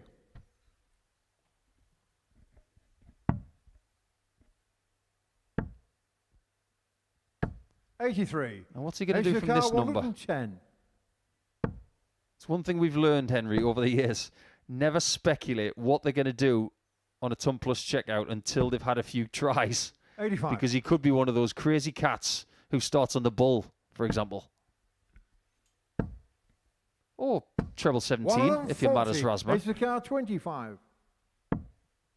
Double 12.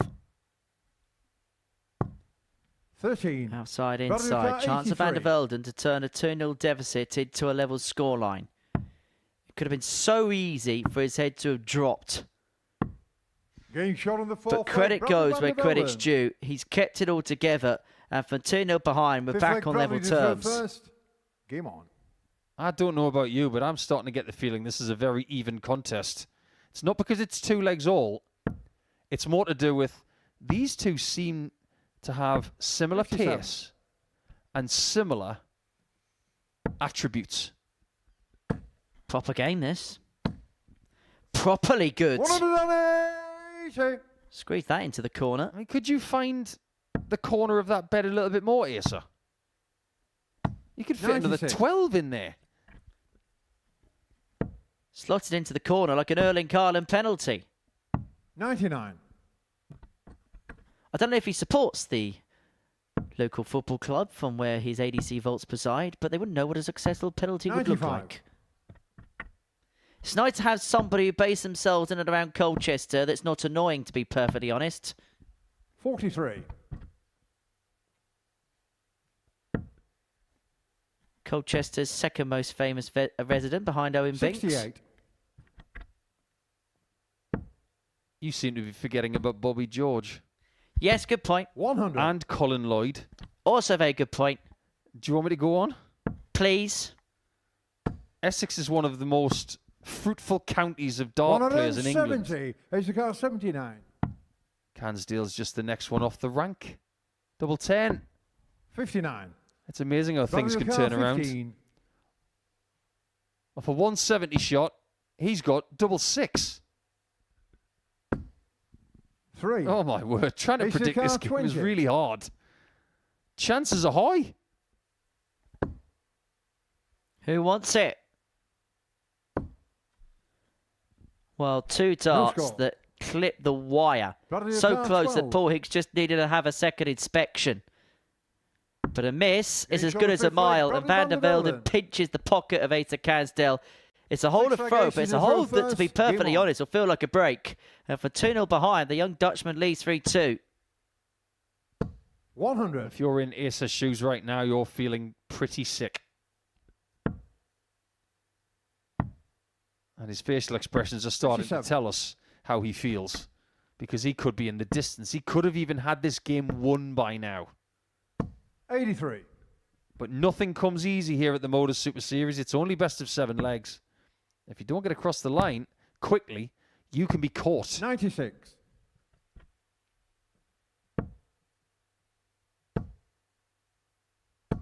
$140. Look on the bright side, we get to see him play more. Seems comfortable around this 87 average. 58. That's the kind of average that can take you quite far in this kind of group. 100. When he gets to a double, possibly in the next 11 seconds, he can't afford to mess around. 95. He's got time on his side, but he wants to get rid of this pronto. Tops, but there is something in the way. Game No shoulder problem. six leg, ace Finds of the bottom Canell. right-hand corner. And for the third time in 6 matches, we're going all the way to a last leg decider. Now, this one's decidedly quicker, though. And by virtue of a second 15 darter for Cansdale. 100. As entertaining as this game has been for the last 11 minutes, because it really has been, whoever loses this is going to be bottom of the table.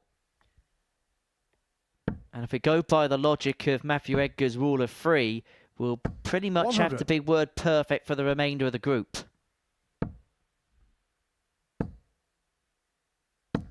83. Cansdale is definitely leaning into his third dart. Just look at the height. 100. When he's throwing dart 3, it decreases because he's leaning into that last shot. 84. Look what happens next. He's off target. Problem which in the early days was rather reminiscent of a certain Michael Smith. 42.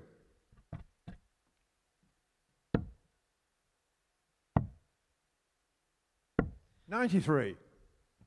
Just for a second, I thought he might go for the bull with the last dart, but that's worked out really well for Cansdale. 84.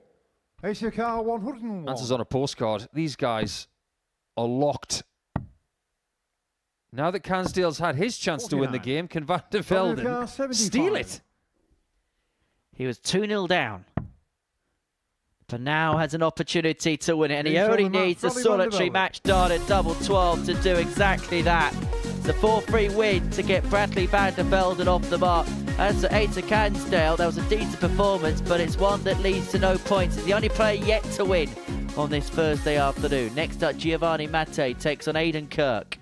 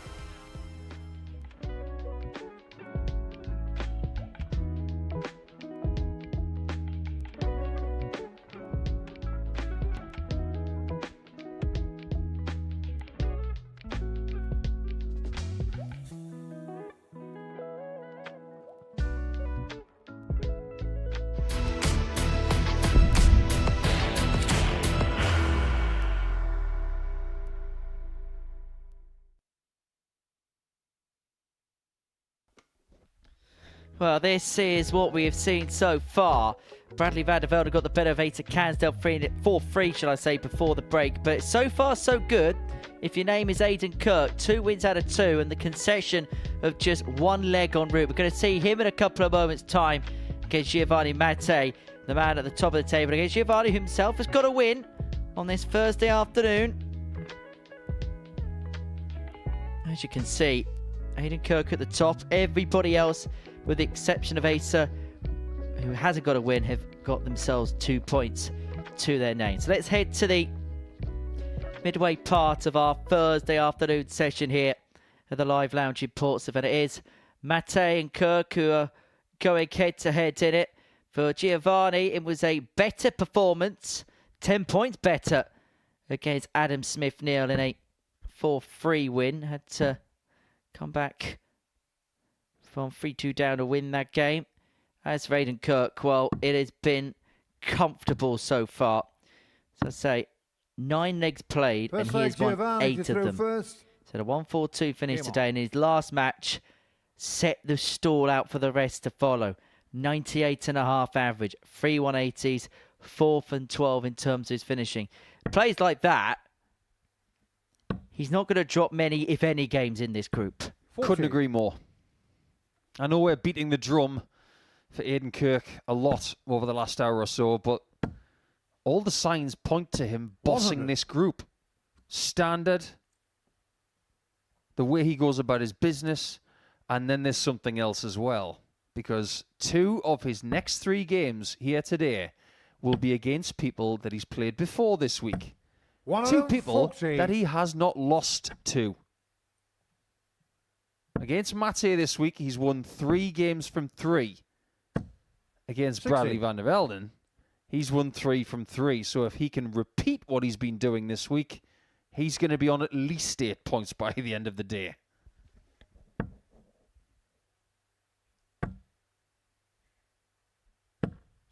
Curiously, the other game he's got is against Adam Smith-Neale. You could call that a bit of a East-West Midlands derby. 59.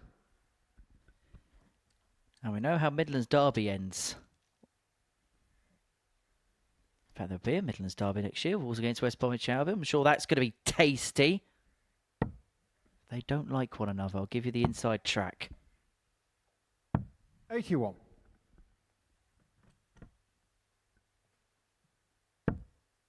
Not a bad start from Giovanni, this. 100. It's a steady start. He's retained his throw through the first 4 visits. You get the feeling that as this game matures, he might have to be on a finish after 9 instead of 12 or 15. 40. And he can't afford darts like that. Aidan Kirk at the back of his mind will probably think 6 and 182. He's more likely 81. to take out 182 and 6 than anybody in this group. But even he will be disappointed at leaving a 3-darter instead of a 2-darter. Another one of them, and the bet is open. Unable to muster, so Kirk just the one treble 120. needed Aidan Kirk, for a 101. poke at the double. Triple 19, unable to find, so Mattei's going to get free here at double 10. 69. Giovanni Kirk, 20. That was a very traditional approach from Aidan.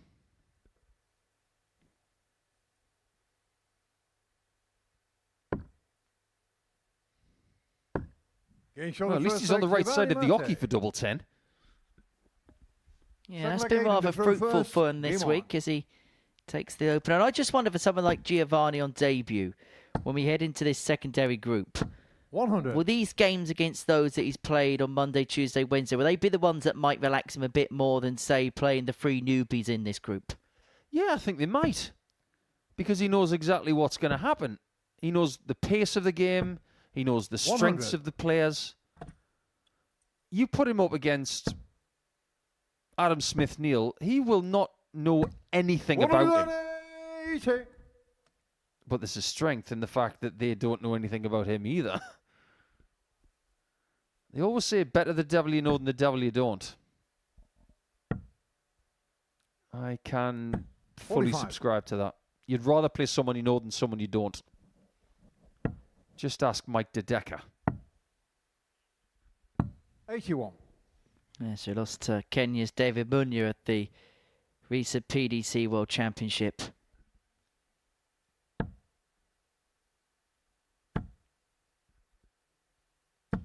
60. Heading to the car, 140. We'll come back to that in a second, actually, because it's a bit of a hot topic in darts right now. This time, Kirk has to go high. That is 100. such a pure dart. Never take a dart like that for granted. You've got to know your angle, and you've got to know your height.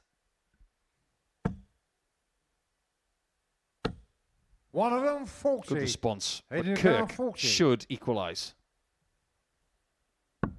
Getting sure the second Equalise he leg, does Aidan for a Kirk. 13 darter, just showing a bit of class and quality there.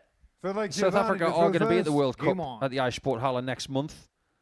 Devin Peterson will be there again with Graham Philby. Big Graham. He's a big boy. And he's a good dart player as well. Probably the best player in South Africa 44. at the minute.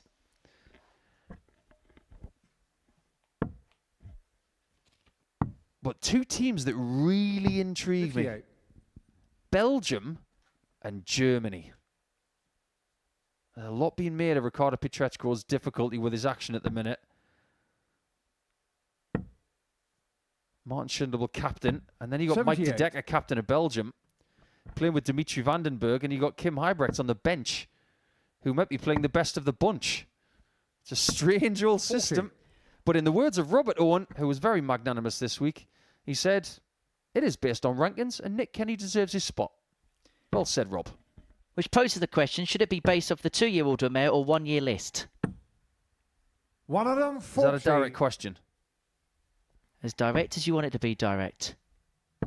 Or is there perhaps a plausible case for it to be based 85. off a 1-year list? Right. The last thing we need in darts is another order of merit. I think based on world rankings is fair. It gives people a fair crack at the whip. So if you get a tour card and you're from, I don't know, 55. Scotland, and you want to play with Gary Anderson, you've got 2 years to get into that spot. Cameron Menzies has had 2 years to get there. He's there. It's fair. 98. Let's say Aidan Kirk wants to play for England. Good luck with that. He'd have to get to world number 2.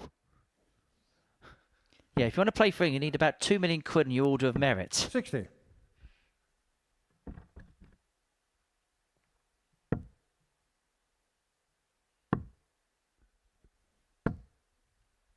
$75. Oh, Matei looking at Giovanni Carl, 1-2-4 124. to get himself 2-1 in front. Why do I get the sense? I know Aidan had that 13 dart in the previous day, but I just get the sense there's a lot of shadow boxing going on right now. But that missed 84. big number could come back Eddie to cost Carl, Giovanni if 145. Aidan takes this. He might. 89. Giovanni in the Carl, background doesn't 40. look too stressed. He could have been because he missed a single. And by going for the treble, he was just being a bit too courageous.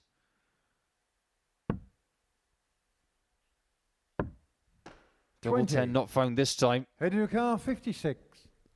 And so there's an opportunity for Aidan Kirk to truly hit the front. Double 18. Now double 9.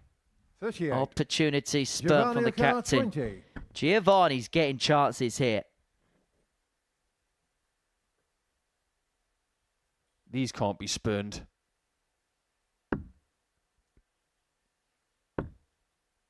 Double 5. 10. Heading to car, That's 18. the first time today that we've seen him visually and audibly unhappy. First time this week. The Jeff Smith split. Getting shown the third leg. Just like the Aidan silencer, Aidan Kirk gets 2-1 breaker throw. Now I can imagine us Fourth leg, opening Aidan to throw first. a Game on. Canadian diner just right next to the Modus Super Series studio on London Road in Portsmouth. And the Jeff Smith split, 96. which is probably easier to make than to say it, that would be on the dessert menu. What would be in a Jeff Smith split? Maple syrup. 40.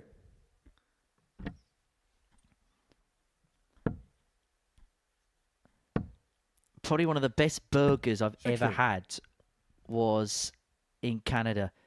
There's a place called Splits Grill. That's not the easiest thing to say either. No, it's not, but luckily there's no R's 100. in Splits. Oh, this is really intriguing, this game, because when you look at the averages, 59. this is a game that Aidan Kirk should own. Pretty much the same as his last performance against Richard McKee. He should be in the distance. But this type of format where it's round robin all day, 45. it does prove that just because you averaged 98 in your previous game, you're not going to do it in the next one. You might go higher, you might do the same, but you might go lower. He's only averaging 80. 58. That's a reduction of 20% in output. So something's changed in the last 30 minutes.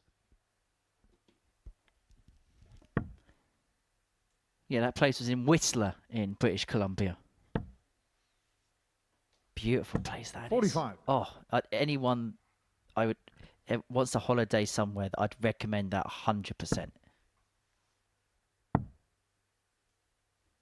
96. How old were you when you went there?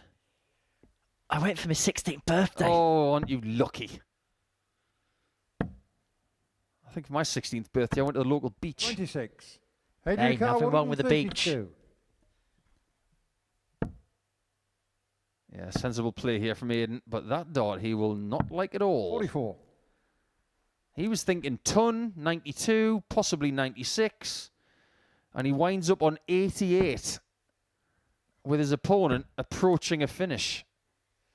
He's 45. fortunate that he hasn't left Aidan one. Car, 88. So this is for a 3-1 lead. Doesn't have to chase the bullseye if he doesn't want to. Well, he didn't have to chase 74. 7 either, but decided to persevere. Well, there's only one thing to say about that. Course dialed in, Captain. 60.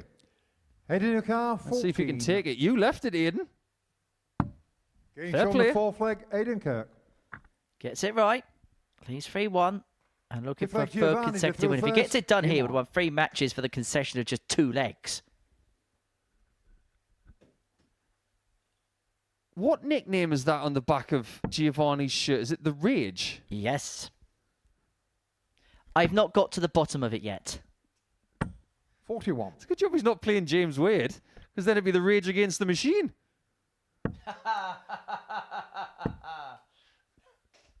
100.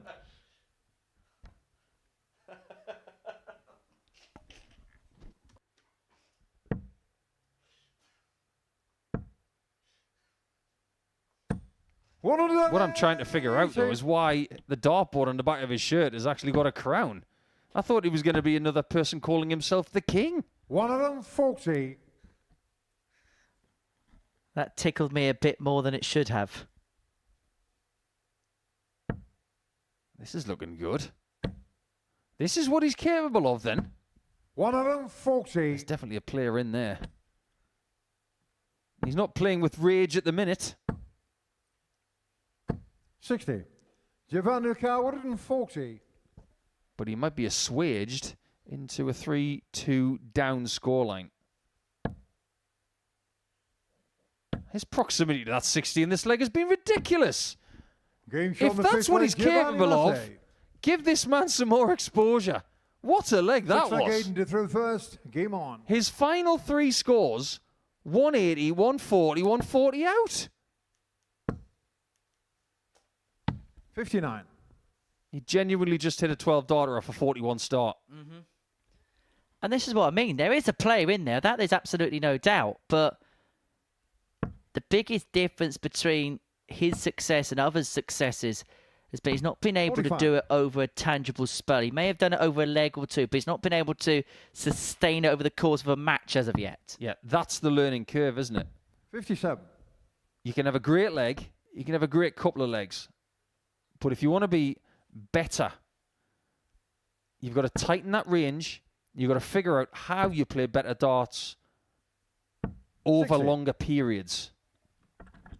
He must remember What went well in the previous leg, then repeat it. If you don't know why you hit 60. that 12 darter, you won't get another one. But as you say, in terms of being rangy, 8 darts between winning leg 1 and leg 2 of this contest. That dart tells you everything you need to know. 85. He's a centimetre under tops when going for the 60, when in the previous leg, he couldn't miss the treble 20. 100. That tells me it's not necessarily in between the ears. It might be something in between the fingertips. More of a technical aspect as opposed to a mental aspect. 60. Yes, absolutely. Well, Aidan Kirk from here should get it wrapped up. 6 darts on 225 to do exactly that. 140. 140. Needs himself on a 2 darter. And depending on what Giovanni does here, may not have to chase the bullseye if he doesn't want to. 82. Head to car 85. Don't need to worry about such things. Here's why he goes to treble 10 to leave Old Faithful double 18. 49.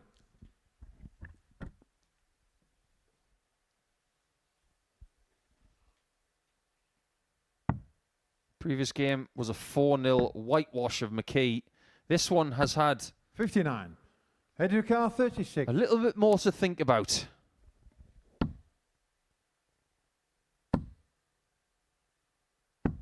And he hasn't prevailed just yet. 110.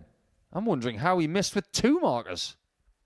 And so Mate here looking at 110 to take us all the way. A leg which for large swathes of he's been out of. They compare and contrast to the 12 darter a couple of minutes before, but he's going to get an opportunity on double 18 to take us the distance. What a huge dart this could be. Just 92. on the inside. And so Aidan Aidan Kirk, Kirk 18. for 3 wins out of 3 looks at double 9.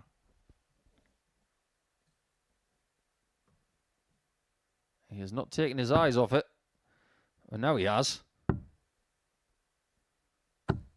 14. He can't find his way through. Giovanni car 18. Well, this is an opportunity which Giovanni probably didn't expect to get. Because Aidan Kirk has missed 10 darts at a double, uncharacteristic for him. But when you get chances, you have to take them, and Giovanni Mate has been unable to do Head to so. car 4. Which means Captain Kirk comes back for 2 twos.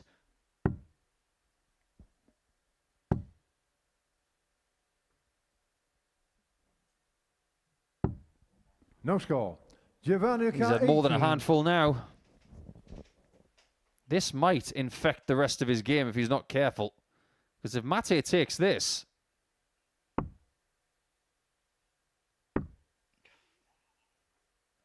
you don't see this very often anymore. 12. It was always going to be awkward because of the Heading way about that his darts 4. go into the board, it would have obscured the target. Absolutely right. He's better off going for 10 double 4.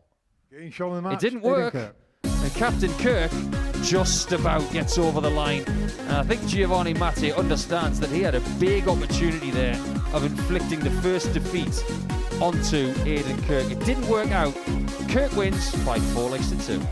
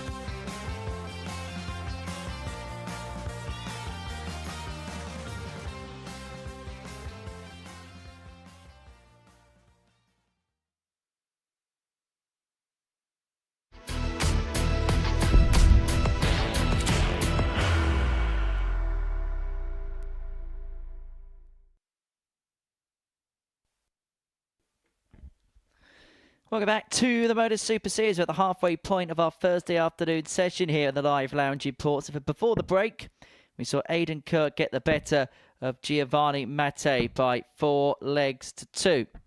Next up for us, we've got Adam Smith-Neale and Asa Cansdale going head-to-head. Asa yet to win a game on this Thursday afternoon, despite putting in 1 or 2 decent performances. Averaged over 80 in both of his matches up against Smith-Neale, who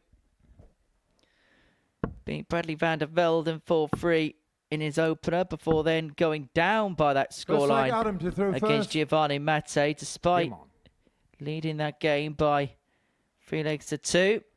Smith-Neale to get us underway. And as you can see, a slight change in equipment for ASN.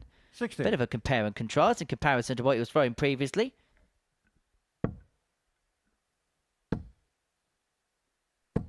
$55.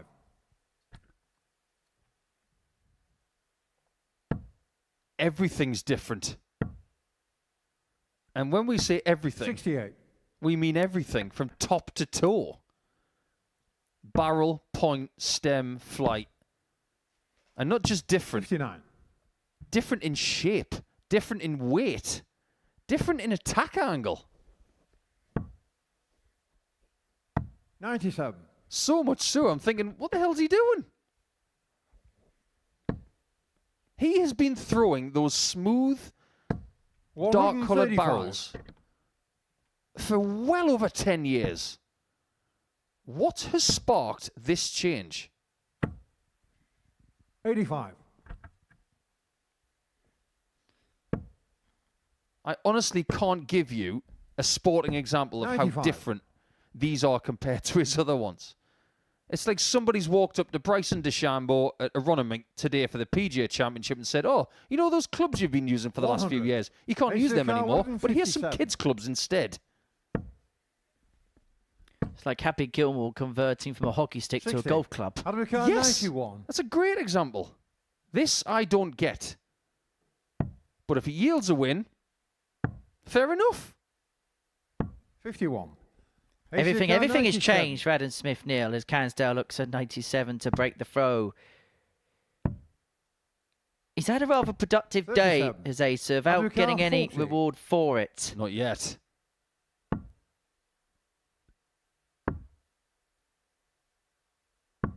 $35. If you're going to change that much about your equipment, be prepared for some rocky roads. To break the throw and to strike first blow. 20. The tops goes high on a couple of occasions.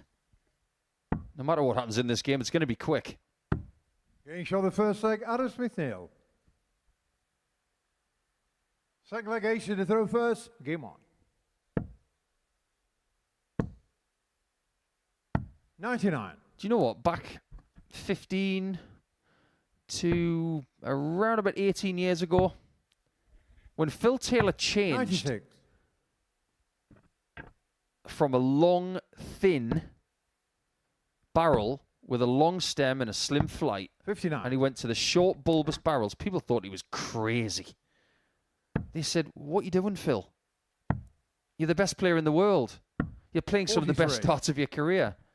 Do you know what he would do in the following 2 years? He would improve.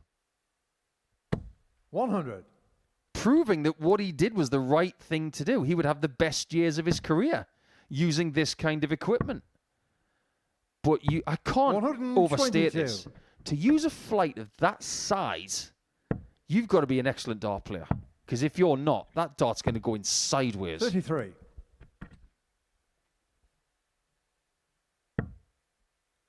I can list on probably one hand all the players 44. who I've seen throw flights like that who have been very good. Phil Taylor, Justin Pipe, Mark 60. McGeaney, and probably at one point Simon Stevenson. But these are not small flights. They're extra 58. small. Asa Carr, 150. Phil Taylor is the one who's used them the most, and trust me, not many people can use them. Well, Cansdale's not going to use this 150 to great effect, however. He's going to set things up quite nicely as you have a look at a 138 checkout. which is not going to be completed. It's some achievement to hit a 43. 138 checkout, let me Ace of tell car you. 16. Double 8. Game shot the 1-1. second leg, Ace of Cansdale Cansdale. equalises. Now, I'm sure there are Third leg out plenty into of the people first. watching this on Game on. Pluto TV right now, and you're all very astute darts fans. I give you full credit for that. I'm not going to sit here 96. and say something that you probably already know. But if you look at the barrels 134. of Cansdale compared to the barrels that are currently being used by Adam Smith-Neale, it's almost like Taylor versus Barney again. Because 99. Cansdale's barrels are Barney darts. I can only assume that those Smith-Neale darts 137. are Taylor-like. They are. If you zoom in on the back of the barrel, there's the little insignia of Taylor's signature. You can see it just on the back 171. there. Worked pretty well there, didn't it? Well, that was Taylor-esque. 100. Haruka 135. 1v5. Treble 15. Unable to find. Would have given him a poke at tops. So 75. Cansdale Ace of car just 130. one treble here to give himself a poke at the bullseye. Needs it with dart 2. Unable to muster. 94. Haruka 60. Well, this changes his 60 checkouts. 50. But double Ace 10's of been car rather 36. erratic so far. It's rather interesting watching Ace in the background.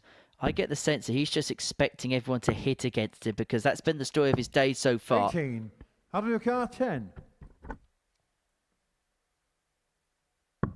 He was Game right shot on on that the third occasion. leg, That's Adam right in the middle. But it says a lot, doesn't it, about leg ace to the psyche, third about first. Game mindset, on. that he's hoping now rather than expecting. It's not necessarily about what you've just said. It's about how 40. you handle it. Because you should stand behind a player and expect them to hit. But do not expect them to hit and 99. think it's a slight against you. Your opponents don't just show up 100. and hand you anything. They're here to beat you. Don't take it personally. You're all trying to do the same job by winning points and winning dollars. 44. It's part and parcel of it.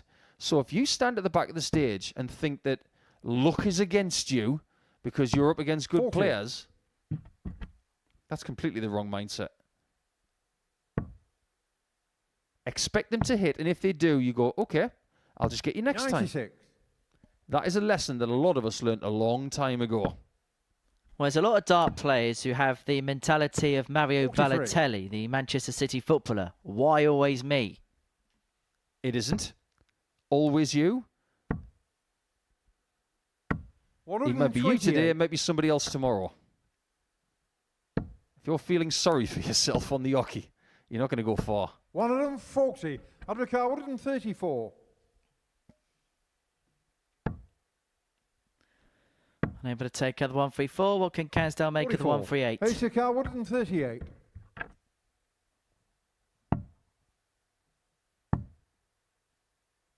He's 58. becoming just a little Haruka bit more 90. erratic now. This is something that Smith-Neale with these barrels can't expose. Double 9. 72. Apparently going for 220s and bull is not 80. fashionable anymore.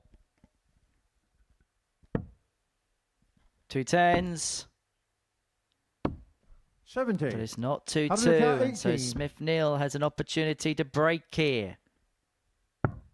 Game 2 shot on the 9s fourth found. leg, Adam 3 1 to the Smith-Neale. good. And with the darts here to get it wrapped up and to get a second If they got win him for to 3 throw first, matches in game this on. Group C. You see, now I'm interested in the mindset of Cansdale because we are inching towards the end of his third 100. game. If he feels like the deck is stacked against him, if he feels like the universe 140. is somewhat conspiring against him, because that's how it will feel in his head, he's wrong.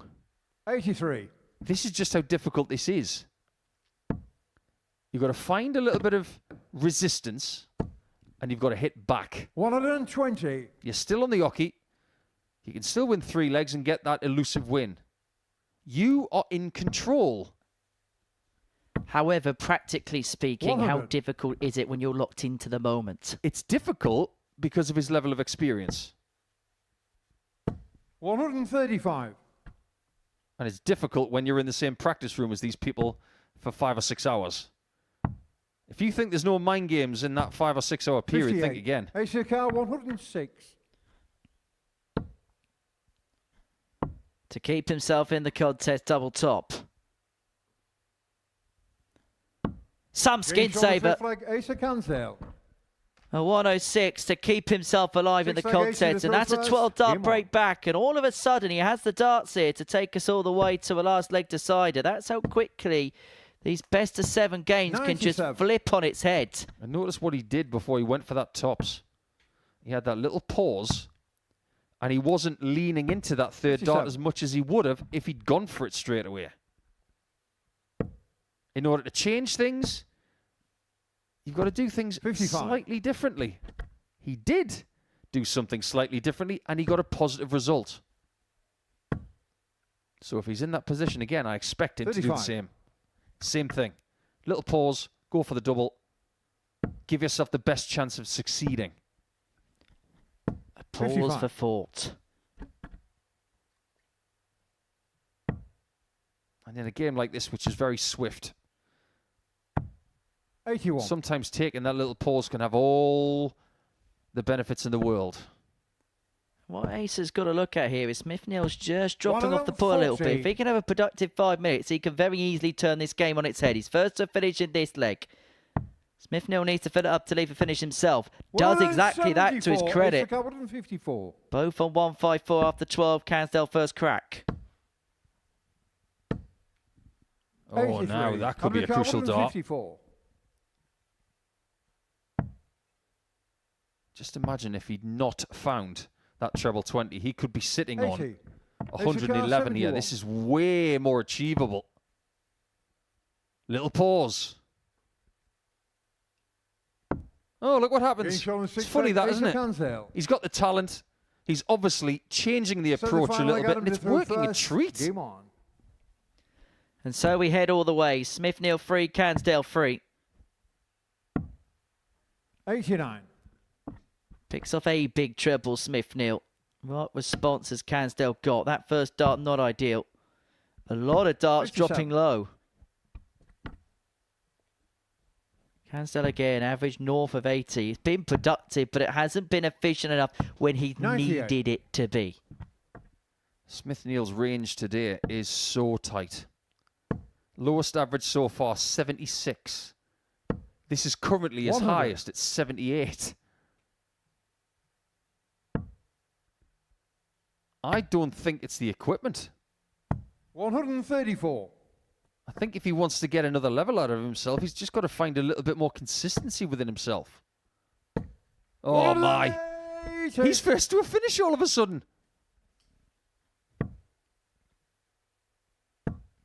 It's a big finish, but it's a finish nonetheless. 135. He's Ace of going to car get a crack. 164. But it may only be one chance. Smith-Neale's left himself on 45. He's going to get a look at it to win the game. 95. Undercar 45. All of a sudden, it sparked into life right at the very end. 2-match darts at double 16 for Adam Smith-Neale. 29. And a failure to get gives Ace of Canell a car chance to win his 69. first match today. This is your chance. It's worked 2 times. It Big has show worked mark, 3 Ace of times. Excellent darts from Asa Cansdale, who 3 times in 3 legs took a pause and hit his last 3 darts at double to get his first win on the Modus Super Series stage against a former World Master. An excellent game of darts, which is won 4-3 by the man from Essex.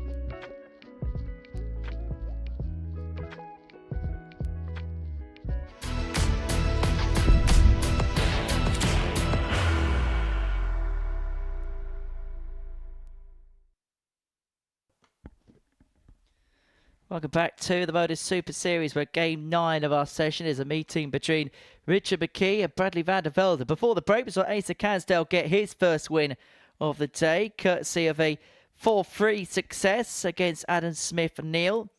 For this pair, it's about moving on to 4 points in the league standings, and they would then be the closest challenger to Aidan Kirk, who finds himself on 6, a full complement of points so far in this group. Richard to throw first.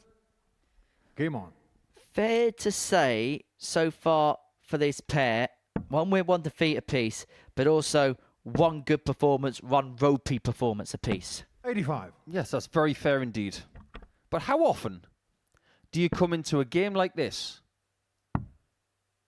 where if you win, you're going to go to 2nd position in the table?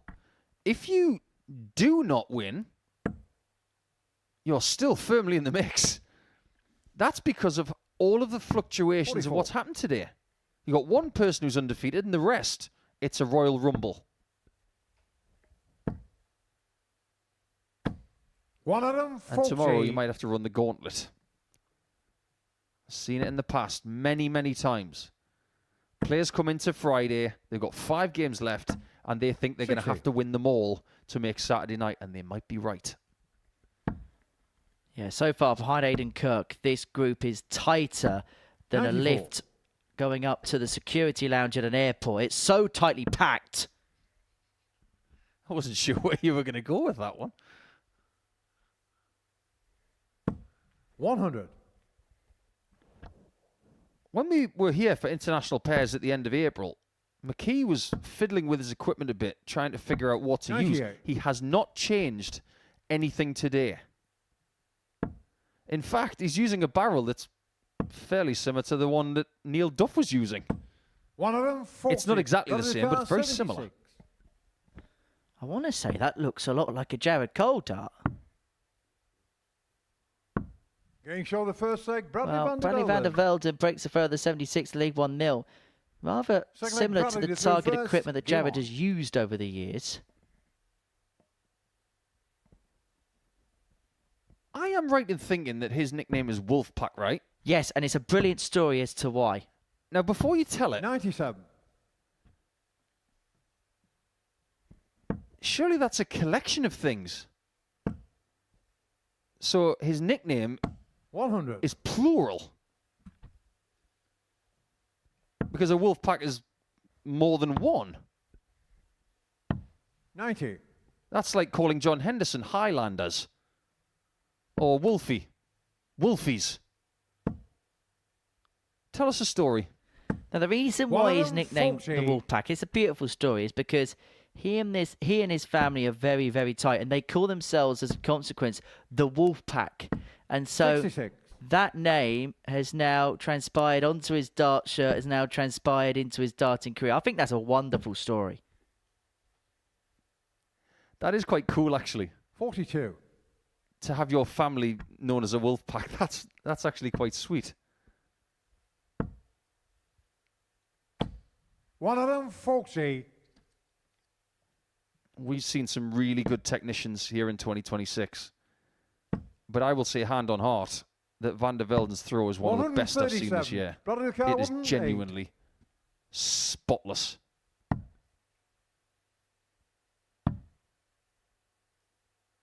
Double 16. For what would have 76. been a second time Richard flush McKee, checkout of the 82. day. McKee, an opportunity to break back.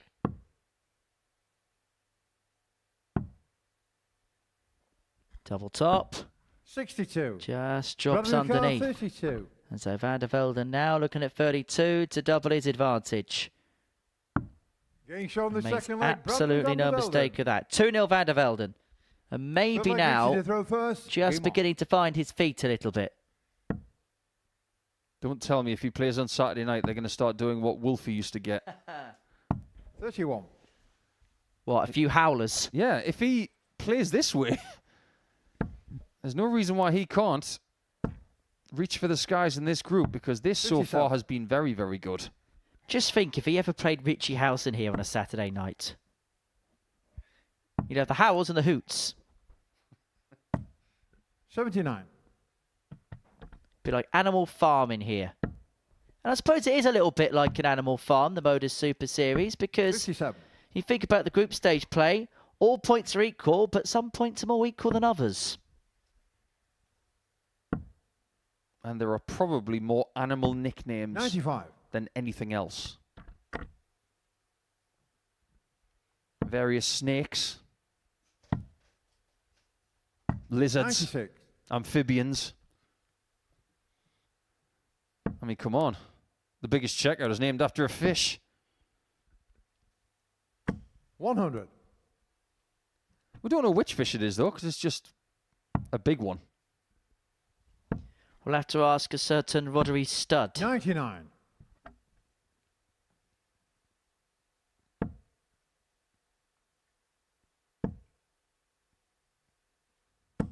That's very, very good from Richie. Immense pressure now. 94. Oh, that was a really interesting 56. play there from Van der Velden. It is tops for McKee, though. Getting shot That's the such third a leg, beautiful Richard McKee. conversion. 5 perfect darts to win that leg. Fourth leg, Really, Bradley really through good. first. Game on. Showing the signs of that weekly winner that he is. And they don't hand them out like confetti at a Greek wedding, these weekly wins. Think about who he beat en route to 57. that weekly win. He didn't have to go through Boris Crutchmer because Ryan Brandley took care of him in the other semi-final and McKee took care of Brandley in the final. And Ryan Brandley, who at that 140. time was a very big favourite to go on a win that night. That was when he was just beginning to churn out results. Yeah, and this was a time 58. where McKee missed double 12 for a 9 on Saturday night. He could be right here, right now, known as the person who had the first 9-darter on a stage 100. in front of the fans. He missed, and then soon after, Danny Van Tripe would get it. Yes, and the only occasion where Danny Van Tripe's done something 96. good and then not fallen over straight after.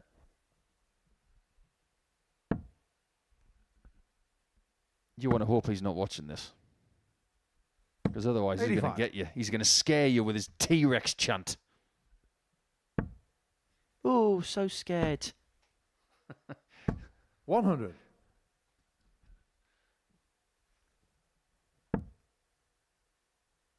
Nice to see Richard playing this well. 140. I'm starting to think that maybe singles play suits him better than pairs. I think you'd probably say the same for both him and Neil Duff. I just don't think the 107. dynamic for one Roderick reason or another Wright, just sorry. clicked for them at the Richard international Duff, pairs. 36. But this is more productive. Averaging 95 and change here. I'm looking to level this match up. 18. Bradley Car 83. That is seriously frustrating. He had that double 18 surrounded.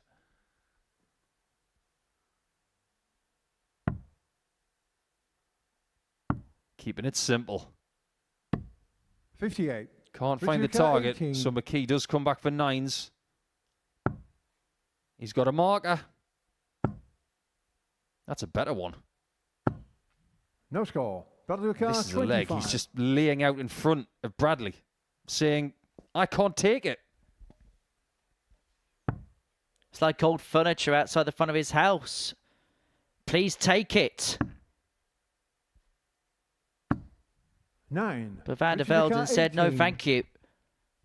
And so back to double 9 for Richie McKee. Again, another useful guide. No score. But still Bradley cannot Carr, find a way 16. through. Times like this, doubles seem tiny. Getting shown the fourth Notice leg. how he Bradley sped Van up der there on Velden. dart 2. He was sick of aiming and he thought, I'm just going to Looks let my like Richie natural to throw talent first. sing. Game on. And it does give him a 3-1 lead. I said on commentary with Scott Mitchell yesterday, expect to see something different from Bradley Van der 42. Velden today. Because he showed enough signs in Group A that he can be competitive in this group and he can still make it through to Saturday. 94. I just felt maybe coming into this group there might be the odd occasion where he might get opportunities just like he had in the previous leg, where on Monday, Tuesday, Wednesday, whenever he was missing, his 97. opponents were hitting. He's getting that second opportunity at the board, which at this present moment in time is what he's needing to win legs. Now, if he was to get 88. through on Saturday, or 2 Saturdays, shall I say, it won't be good enough. But right now, this is the sweet spot. 56. I'm fascinated by where darts is going at the minute, Henry, because there's not much escapes 59. us anymore because of the amount of data that's available. But if I were to ask you, how many Dutch youngsters 96. are in the top 20 of the averages on the development tour right now? How many would you say?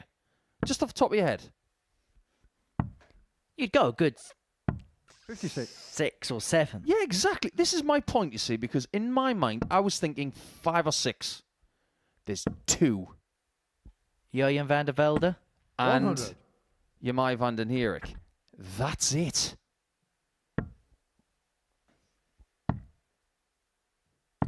Dan Dawson 84. said something a Richard few years Carr, ago. He said the 110. Germans are coming. I think he might be right. Double 16. 94. Van der Velde Velden will get his Carr, chance to win this by 120. 4 legs to 1. Is this the only one he needs? Nope, he needs McKee to miss again. 100. Richard Carr, 16. Which in this game has been happening. 1 from 12 on the doubles.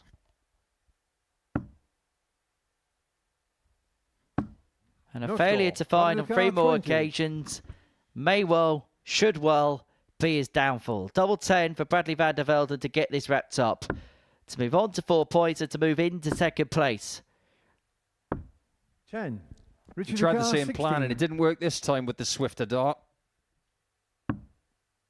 Got to get closer. Getting shown the 5th leg. Richard McKee. Sigh of relief for McKee. He's still in this one. He can still be 6 leg second Bradley to through after first. 3 rounds. Game on. Now, we do have an opportunity here to emphasise the point that was just made. 2 young Dutch players in the top 20 of the development tour averages at the halfway point of the season. 57. 2.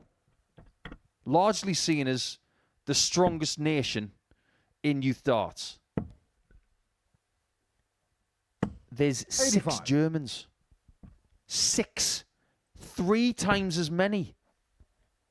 Yorick Hofkins, Finn Behrens, 125. Dominic Grulich, Leon Weber, Florian Price, and Liam Mendel Lawrence, who apparently plays about 3 times as quick these days.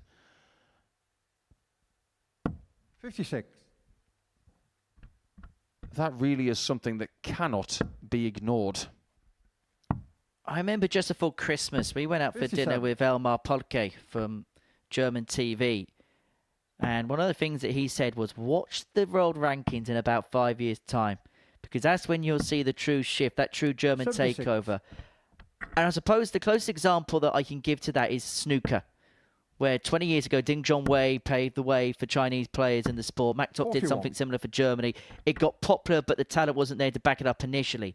Now, you look at the World Snooker World Rankings, it's basically been an invasion of Chinese players. I think half the 95. top 16 are from China.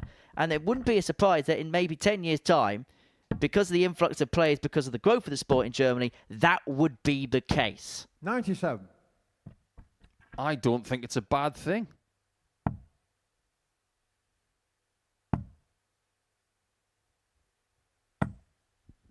That's such a lovely 133. third dart, my Velden word. Carr, That's one of the best 124. darts he's thrown today. And he will get a chance at 56 to keep this match 88. alive. He's already had Richard Carr, 17 darts 56. at a double. We know that's too many. There's going to be more, 41. but there might not be more Velden anymore. Carr, 36. Well, this should be the end of that. 9 inside, and so McKee gets one final reprieve. Richard Carr, 15. 32 darts at double in this game. Getting That shown the works. 6th leg. That is Richard right McKee. in the middle, which is almost contrary to what we've seen Semi-final over the leg, last Richard through first. 14 Game minutes. Yeah, it's fair to say this has been a bit of a slugfest. McKee has been the power scorer. He's had 7-2 triple visits in this game in comparison to the 81. 2 of his Dutch opponent. He's had 7 more doubles, but he's only been able to convert the same amount as Bradley van der Velden, 134. who finds only a third to triple turn. But it's the old catchphrase I say time and time again, timing is everything. McKee is dropping off the pace at the worst possible time. Can Van der Velden find a purple patch when it matters most? 57.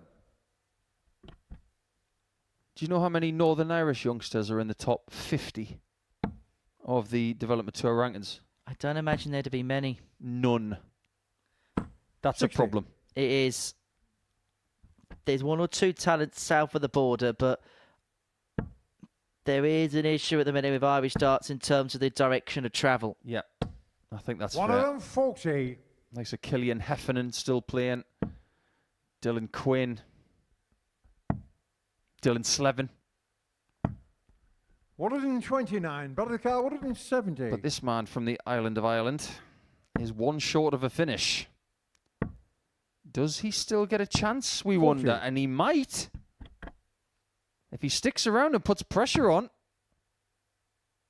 Van der Velden is far away from the line. 59. He's going to need 420s and bull Bradley Carr, 130. just to nick this game away.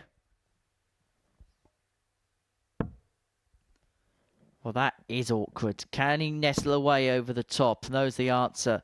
And so McKee's going to get a look at the 112. Richard Carr, 112. PR running the way he's been finishing. He takes his match out of a ton plus check.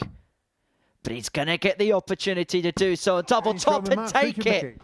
Well, for the most part of that contest, he was struggling to find anything on the outer ring. And then all of a sudden, in a last leg decider, finds a 112 to seal his second victory of the day. It's not been vintage of Richie McKee, and not often do we see him let out those pent-up emotions. But you can understand why, after a real battle against Bradley Van der Velden, which he wins by 4 legs to 3.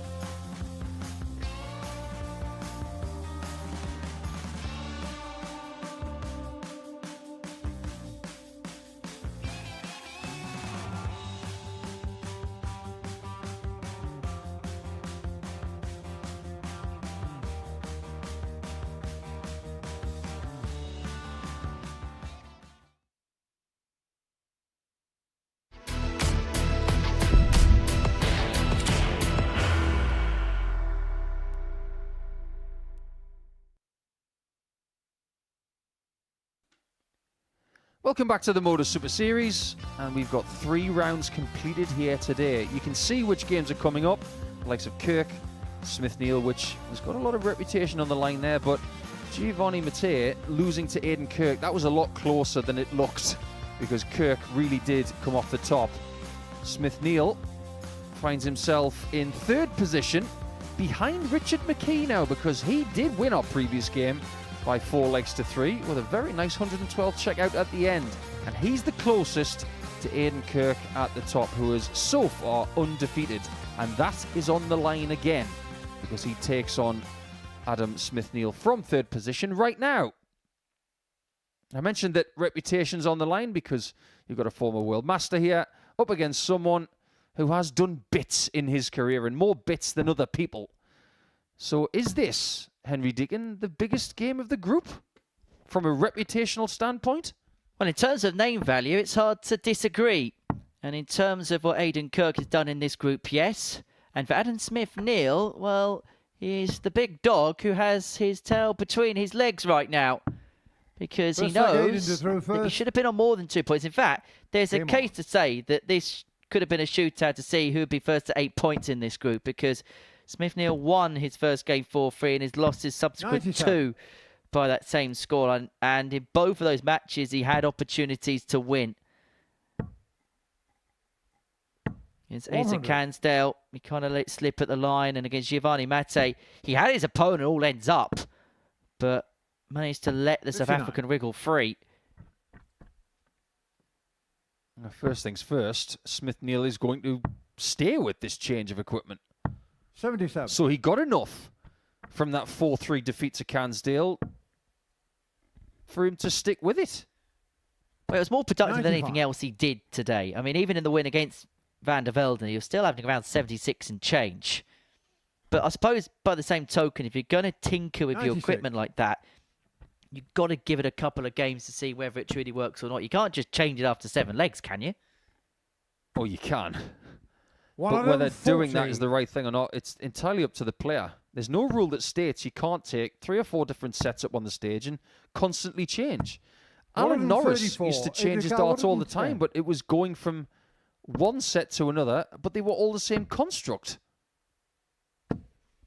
Yeah, that was a grip thing, wasn't it? Because he gets sweaty palms a lot. He used to change to a set which then didn't have that sweat on it, so he was able to get better grip as Smith-Neale looks at tops to try and get a grip for this contest. Double 10. Getting shot at first. That is a curious second dart, because that went in quite upright. That's probably why he thought it was in. He's wanting to get these darts to land flat, but every now and again, one of them sits up or fishtails a little bit in the air, just like that one. 3 very different angles of attack. That is because the flight is so small and he's got no forgiveness. One of them, 40. I honestly need to find out from him tomorrow why he's gone to this setup, because it is so different to what he started with. Now, if that tops did actually go in and they didn't see and they went for the double 10, it would still count because the leg would have been complete. Now, we had a situation here 3 years ago where Colin Osborne had hit double 10. It was very close to the wire. The referee couldn't see it. Colin Osborne thought it was a miss. He then threw the 3rd dart on the inside of the double 10. However, the game shot was called because the leg was completed. 91. And we have Colin Osborne playing tonight.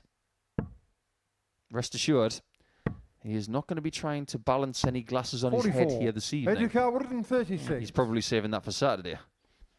We'll be hoping to get to Saturday. As is this man, who looks at double 8 for 136. 120. Not to be. Yeah, if you want to find out more about that, if you go through the annals of Super Series TikToks and what have you, you'll have to scroll back a fair bit. There is a video by Owen Binks explaining that situation. Rather young-looking Owen Binks explaining that as Aidan Kirk breaks back in 13. Young-looking. He's like Benjamin Button. One of them, 40.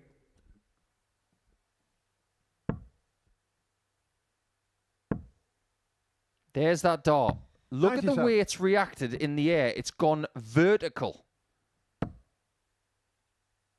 The best assumption I can make with this 96. equipment is that it's a work in progress. Every now and again, something happens that he doesn't want to happen. 90. But also as well, when you consider the big difference between setup 1 and setup 2, that must also change the way that he grips the darts. 95. To a certain extent, at Yes, least. it has to. His other barrels weren't that long. That's one thing I will say.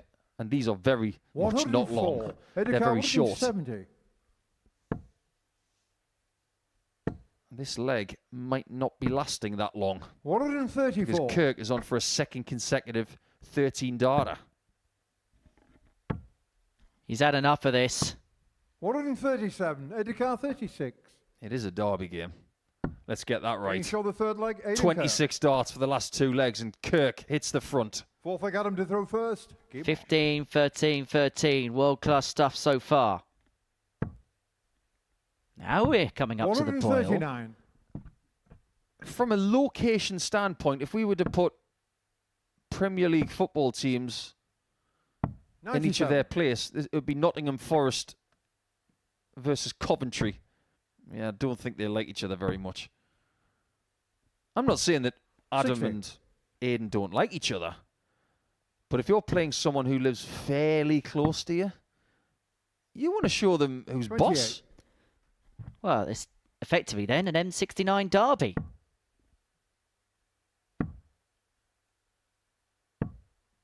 $50. That will be a Premier League fixture next season. Nottingham Forest against Coventry. Yeah, it will. Although the blue that the big dog is wearing is more Millwall. 100. And they're not going to be in the Premier League next season. No. Hull City could be. Haven't got a clue who they're going to play in the final.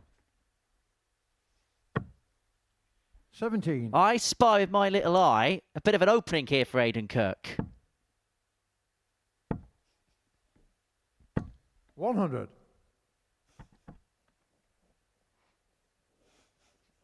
You almost started a game there and you actually completed it in the same sentence. 180. Well, maybe Kirk is not going to get this leg after all, because that 180 changes things a bit like 90. the approach work America 55. of Asa Cansdale a little bit earlier on. Double 10. 45. Oh, that had a look. Educa 86. And it might be 3-1 after all. As Aidan Kirk survived a bit of a mini scare here. Bullseye 61. gave that America every chance. 10. Just whistles past the 25 wire. Yeah, good luck with that one. No score. The only Educa way he was going to hit that 25. double 5 is if he went to the right-hand side. 2 8s for a Can you two-leg show the lead. Fourth leg Aidan Kirk. And Aidan Kirk now has the throw to Fifth leg Aidan to throw first. Game on. seal a win, which would put him on to 8 points. 140. Aidan Kirk right now looks seriously motivated. 60. And even though he didn't play very well in his previous game, he still won it by 4 legs to 2, averaging 73. 91. It's almost as if that performance has woken him up again, because this is so much similar to his second game of the day where he 58. averaged 98. This is a proper performance. And the only thing he's missing is the full stop. 45. Well, he's got plenty of time and space in this leg. It looks like Adam Smith-Neale's run of going all the way to last leg 47. deciders today is about to come to a shuddering halt. So 6 from this point for another comprehensive win. If he laboured towards the 78. line in his previous win against Giovanni Mattei, then this has been rather more comprehensive. 100. He's got Educa time on his side. 147.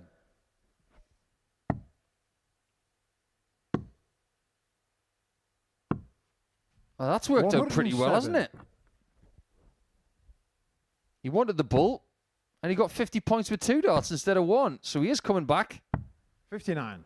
Educa 40. for an excellent performance. Double top for 4-1 win. Now double 10. In the Shot double match winner. 10. And into the winner's enclosure, Aidan Kirk is for 4th time today. He's one away for completing the card, and he is illustrating as to why the bookmakers had him a 4-7 odds-on certainty to win this group. He is making this look routinely easy. Coming up after the break, Bradley van der Velden takes on Giovanni Mattei.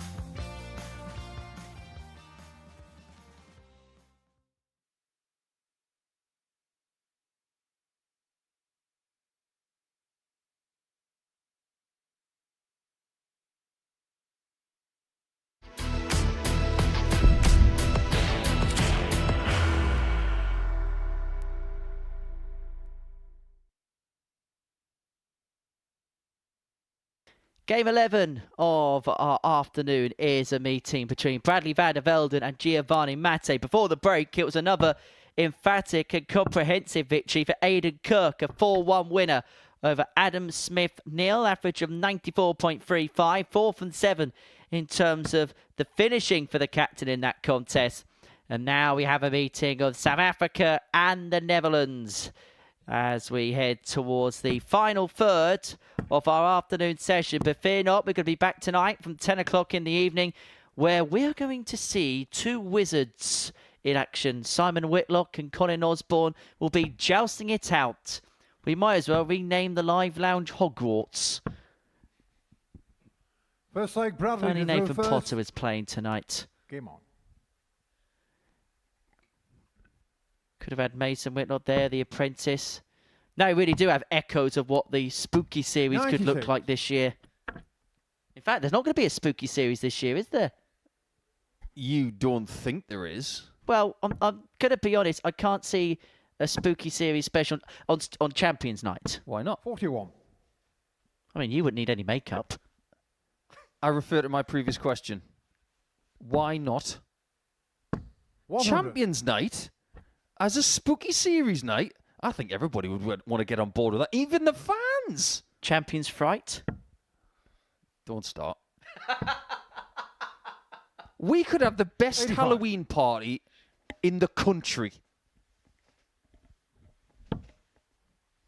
120 fans in this place 100. while someone's trying to win 25,000 quid. I think that's a fabulous idea. Fancy dress is mandatory. Just an idea. Yeah, I don't really want to talk about the previous 45. time that I did a Modus spooky series. Dressed up like a jester. Yeah, no joke. 97. Matty, he sits on 2 points currently with Bradley van der Velden, who was the Dutch Open Youth Champion from last year. One of them, 40. Bradley Car 108. Let's see if he can get himself a victory here on a Ton Plus checkout. 76. All in good time for the man known as Wolfpack. And he's got a star on his shirt. Well, a world championship is a world championship. 100. All right, we'll Bradley get into Car that in the next 32. leg. I'm going to be Mr. Critical. Well, good luck with that one. No score. Went Giovanni through the Car posts, 90. but couldn't find the target.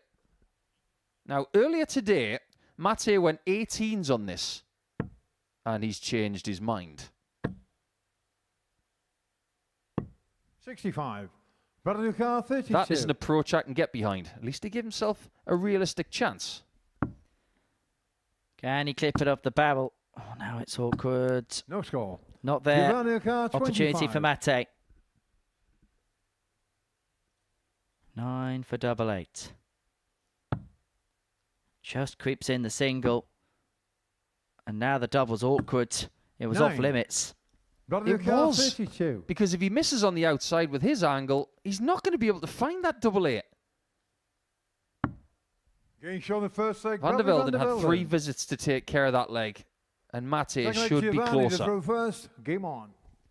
What would you dress up as on a Modus spooky series night? Easy.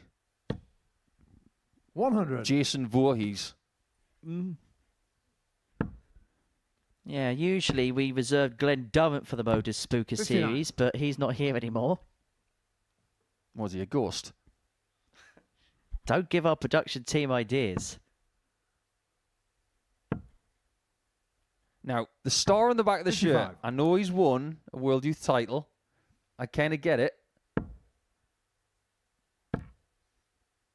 But I do see One of this them, little 40. obsession with people in this sport having what other people have. On some level, it's fine. Everybody wants to be a world champion. Nothing wrong with that. 45. But personally, I think stars on shirts should be reserved for people who have won a top-level world championship. 84. Call me very skeptical, but it should be an option. Does Littler have stars on his shirt? 85. Nope. I don't think he does. No. Luke has the one and the Sidwell trophy on the left sleeve. Yeah, I like that from Humphreys. He's actually got the 58. Sid Waddell trophy and the star is on the trophy. That's a nice little twist. And I think the biggest twist in that regard, Trina's won so many, she said, oh, I've had enough of those. Just put a 10 there. A 10 and a 60. star. Bradley Car 160. Another. Unable to muster. So Mate will 100. have a Giovanni look at the Car 156 to square this contest up at 1-1. Unable to get. So Van der Velden looking at 60 to double his lead. 60. Bradley Car 60. There's plenty in the way here. A shuffle needed. Shuffle back needed.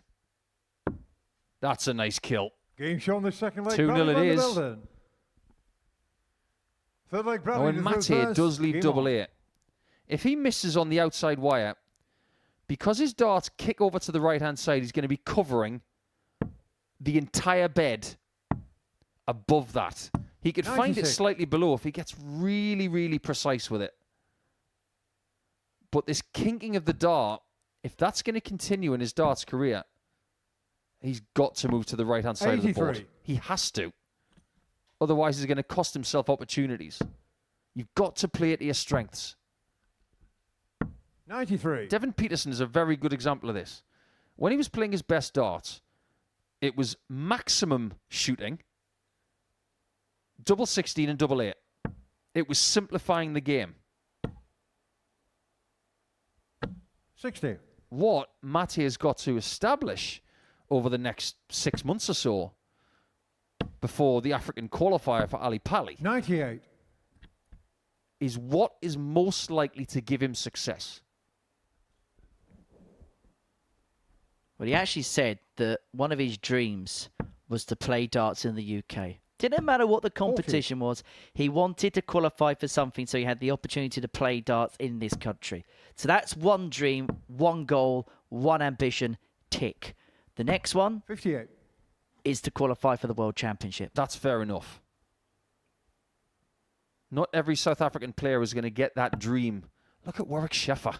He didn't get his chance. 82. Bradley Carr, 156. Didn't even play in the World Cup.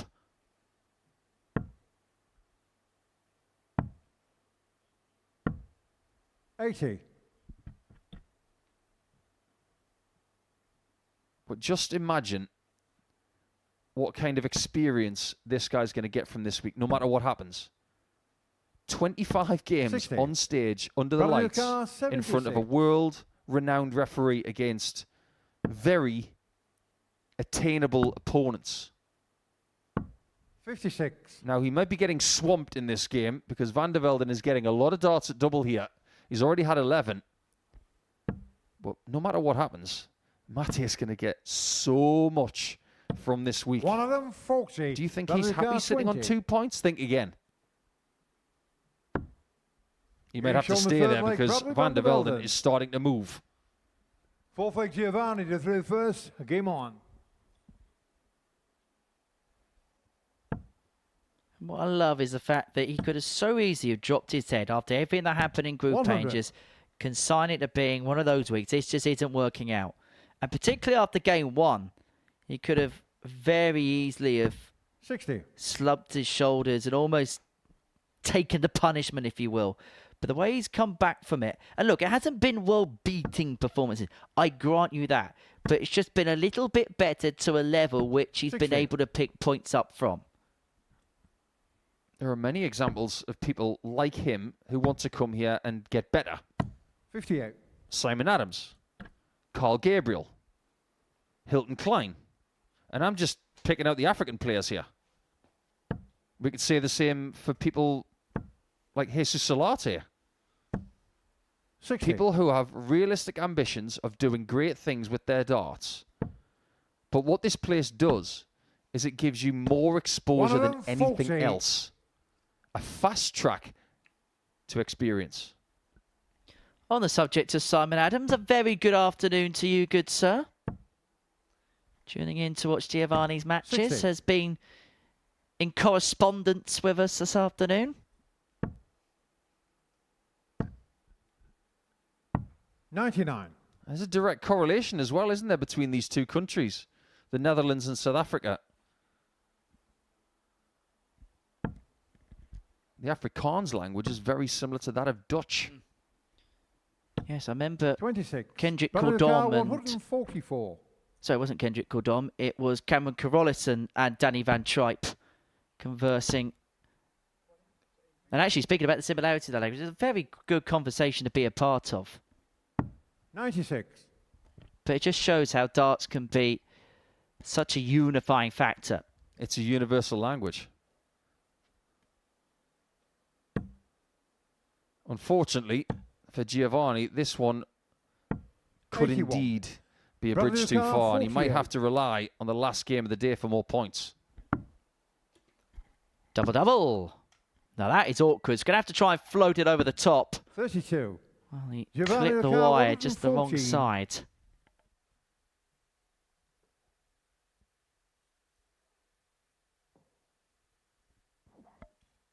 Yeah, you're definitely going to need that one, because this is not a two-darter.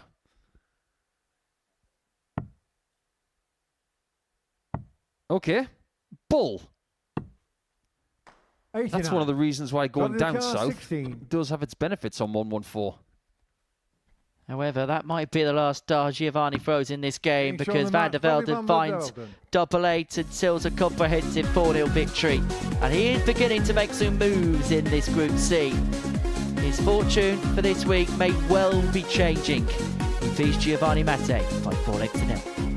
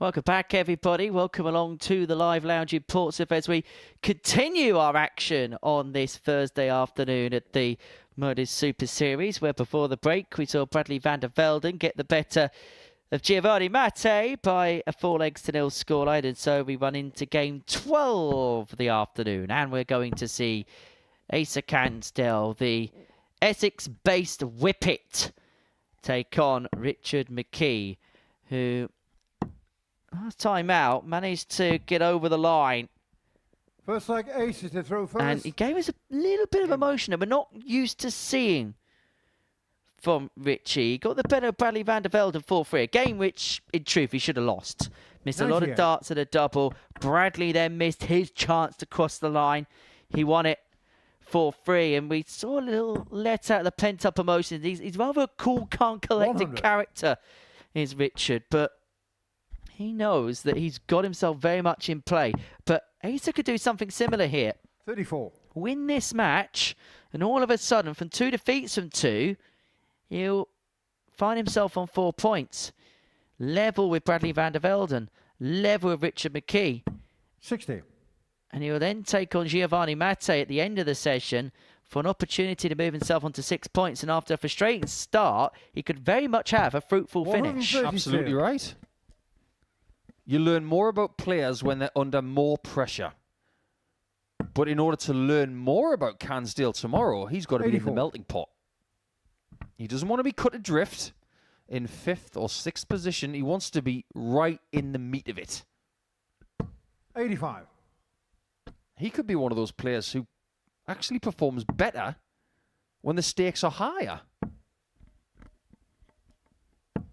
87. Ace car. We've seen that from Neil Duff. When the stakes are high, he's a proper dart player. We were there at the Lakeside 96. 4 years Richard ago Carr, when he should have been 170. gone against Jim McKee and then rallied off 3 sets, 3 of the most remarkable sets that you'll see. His best performance in the tournament 40. came against the best Ace player in the Carr, tournament, 56. Richard Veenstra. For Cansdale, he's looking to find his best tier. He's missed a big number, which means it's only going to be one. The double top. 16. Richard Never Carr. looked like he really did it. Not really. Just looked a bit wild. Double 5. Oh no, he's done an No Aiden score. Kirk. Ace car. 40. It's not technically an Aiden Kirk, it just seems to happen against him. Flashbacks to 2014. No score. But that's the Richard Carr, antithesis of the 130. famous Pharrell Williams song from that year. Flashbacks to last Sunday at the European Tour event. It's bull. At least you can't bust that. And he can't hit it either. 105. Ace car. 40. Getting shot the first leg. Ace And you of can't guns bust there. that when you hit it right in the middle. Second leg, Richard to throw first. Good Game year, 2014. Why? It was just an all-round good year. One It was a of good them, 40. vibe. Pharrell Williams was #1 with Happy. Ed Sheeran released a new album. You had the FIFA World Cup in Brazil. The selfie became a thing. Have you been One of them. researching 2014? No, I just lived through it. Why did the selfie become a thing in 2014? It just became a trend in 2014. Did it? 81. Ellen DeGeneres took that famous picture, then the rest was history. The one at the Oscars. Yes, yes. 12 years ago, people. Let's dial it 100. back then, because 2014 was the year that Vincent van der Voort won his only European Tour title in Wiener Neustadt. Yeah, that was a good tournament. Hey, 2014 was a good year. You 140. actually won a game of the match play that year. All right, okay. 97. Richard Carr. That's the way you want to 140. play it. Yeah, I did actually. I beat Robert Thornton 10-8. Good game, that. Yeah, I kind of wish I'd lost it 122. because I didn't want to go through what happened in the next round. Yeah, sorry for taking you back to the psychiatrist's couch. 96. Richard Carr. 18. Anyway, 9. He's going to split this. 4. The Jeff Smith split. Getting shot the second And that's leg, exactly Richard what McKee. happens when Jeff Smith does that. Third leg, Ace to throw first. Game on. It was a year which Stephen Bunting won the Lakeside World Championship, and a year that Martin Phillips would win the World 140. Masters. That was a good news story. And when Bunting was winning Lakeside in 2014, that's the kind of thing he was doing. He was splitting all odd-numbered 60. doubles. And what a wonderful plan it was. Pete Allen, Chuck Norris in the final. 97.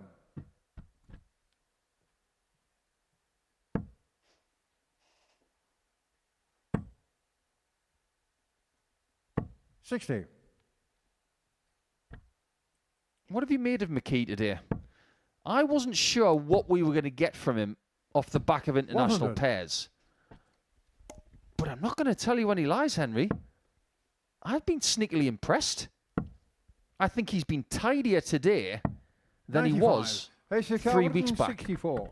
Yeah, there's still some signs of inconsistency, but maybe that comes to the fact that he's closer to 100% fit, but not 100% 100. fit yet. It's been a bit up and down, but I agree with you. It's a much better version than what we've seen recently. 140. Play darts long enough, you're going to Ace get of some scars. 64. Physical and mental. I think he may have learnt that, because it is also fair to say that he's been fast-tracked into this position. Game Oh, shot that for was like Ace of Canell. delightful from Canell. Four flag Richie to throw first. Game on. He could play. Let's not make any mistake about that. The numbers have been tidy. They've been handy. He can play it, but he is somewhat erratic in a very entertaining way. 140.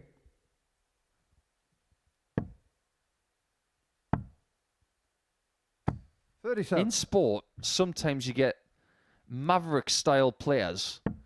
They might not be world beaters yet, but they have something about them. 81.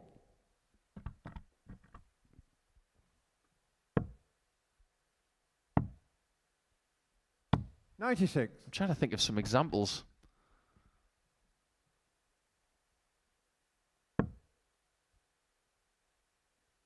I remember watching a leg spinner when I was growing up called Ian Salisbury. He wasn't a great leg spinner, but he was the leg spinner that England cricket needed. And when he got it right, he got it very right. 39. But he was a bit erratic, and you couldn't not watch him. At times, it was a bit like watching 60. Charlie Hull. She wasn't winning loads of tournaments on the Ladies European Tour and the LPGA, but you couldn't not watch her because she was just 41. so Richard Carr, 160. forthcoming with a really entertaining brand of golf. Now she's a bit of a winner. A little bit like Jimmy White in snooker. 81. Mesmerically enigmatic. Yeah, that pretty much sums it up. 24. Richard Carr, 79. He's just had a really good leg, and he's followed it with a bit of a stodgy one, to use Henry's word from earlier. That is something that he's going to need to iron out. Yep, you got double 12 left. 67. Fortunate there that he doesn't have 15 left. That was a bit close to the single 9. But this has also been part of the problem 25. for Richard is, Richard at his Carr, best, 12. these opportunities get mopped up, but he's needing second or He shot a third 4-5 opportunities Richard to get McKee. legs won. When he needed a second chance there, took it, and we flag are Ace back to on throw first. terms. It's Game a on. Desmond game. 2-2.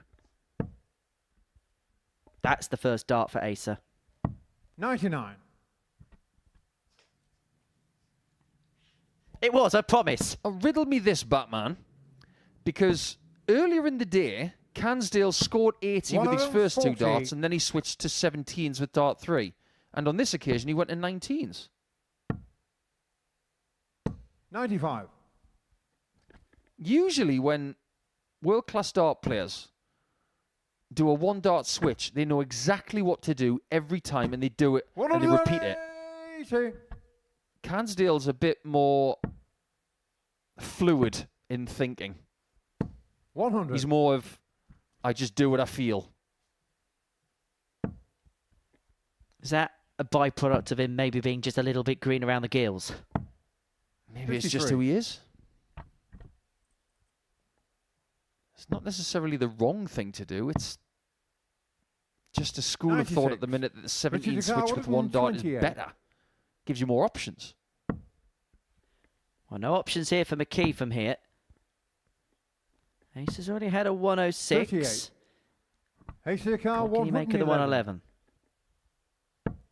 This would be his biggest score of the leg. It's been all 90-plus scores and a ton 51. to leave that 111. Richard Carr, 90.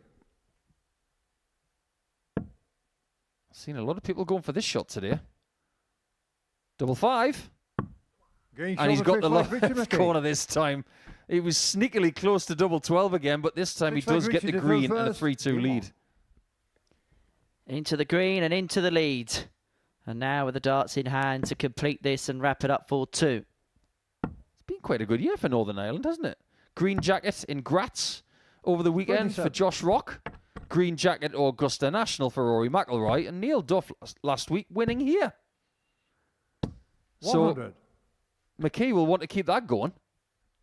Yeah, Mark Allen was a black ball away from making the World Snooker final.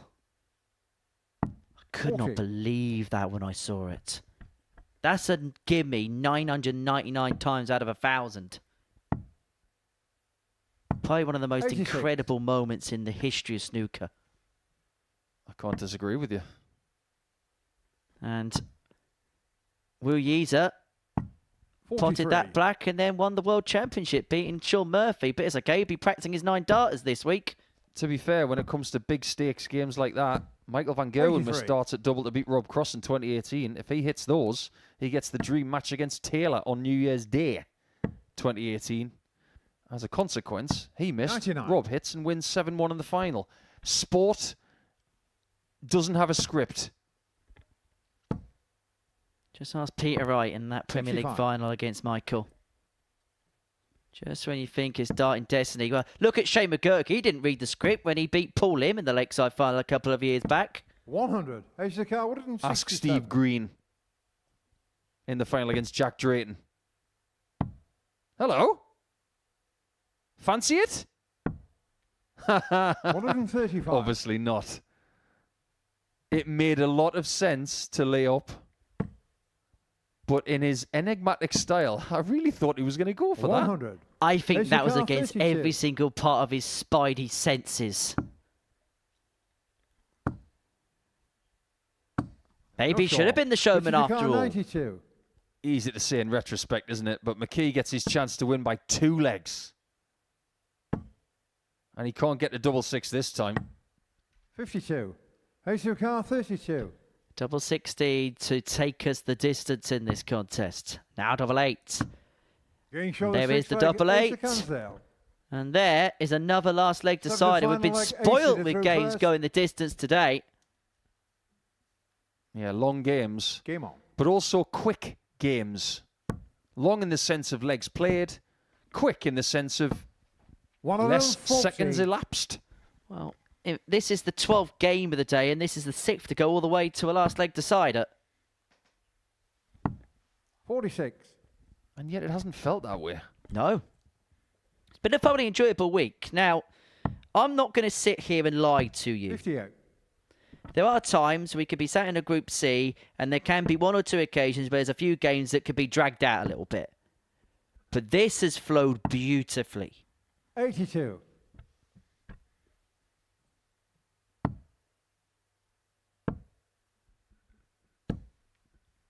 $68.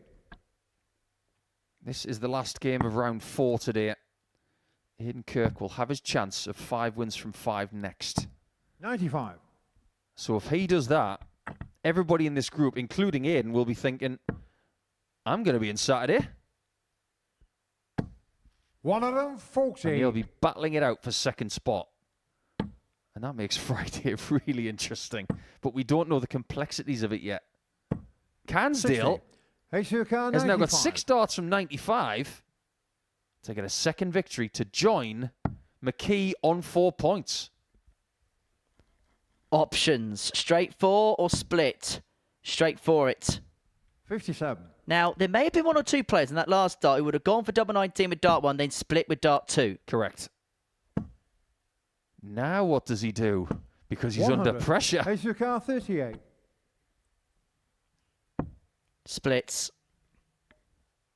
2 darts. A double 16. 22. Richard McKee Carr, has finished the game with a ton 118. plus checkout today. It was his last match on 112. Can he repeat? We'll find out now.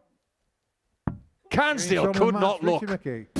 Now he has to. He is crestfallen that he's lost that match. He was in so much control, had a massive lead, and that could have a huge effect on Richard McKee's week. He steals the game, wins by 4 legs to 3, keeps Cairnsdale on 2, and he jumps to 6.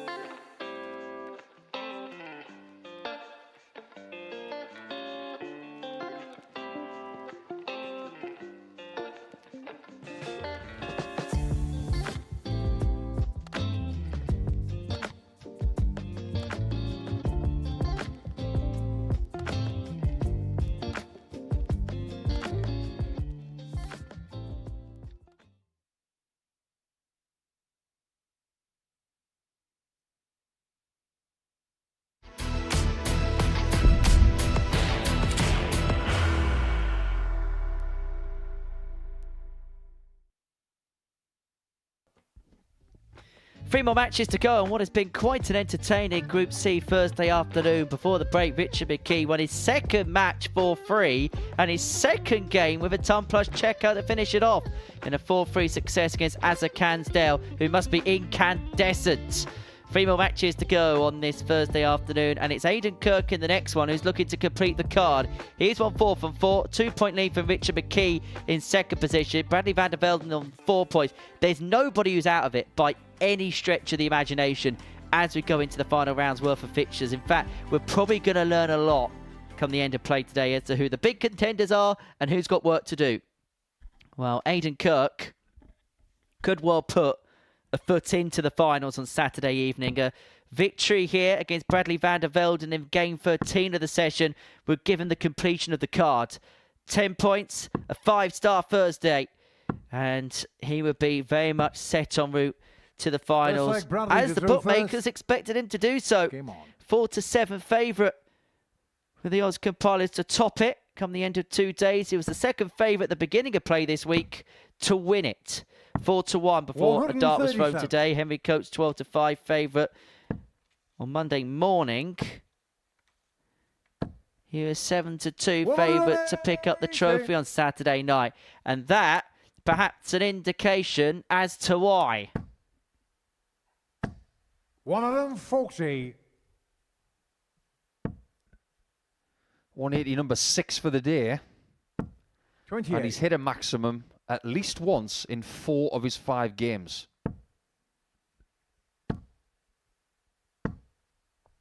$100. This really has gone to plan today. Even though there have been a few wobbles along the way. 59. Bradley Coward, He has 24. unquestionably been the best player of the day. But this day is not done yet. If Bradley were to pick up the victory here, he'd be doing everybody a favour, including himself. 180. Bradley Coward, 36. 2-1-80s for the leg. However, Van der Velden first poker, double 18, takes it first dart. 13 dart start for the young Dutchman. Well, there you have it. 2 180s in the leg, and he doesn't even get a dart at a double. These two went off on Tuesday when they played in Group A. Aidan Kirk 4, Bradley van der Velden 2. Kirk winning the game with 107.38 average, 4 180s, 4 from 6 on the doubles, including a 160 checkout. Van der Velden with an average of 94.81 and 2 ton plus checkouts, the 127 and the big fish. Let's hope they serve up something similar here. 58. Earlier on today, I was talking about the likelihood 57. of 5 out of 5 for Aidan Kirk. This was post winning his second match. I mentioned his head-to-head record with Van der Velden and 100 with the other people that he played against in the first 3 days of the week. He had not lost one game to anybody 65. that he'd already played in Group A. In this group, he was 3-0, 3-0. He's consequently 4-0 105 against McKee. And he's on a 30. double after 15 to make it 40. 1-1 against the other guy who he's 3-0 up against.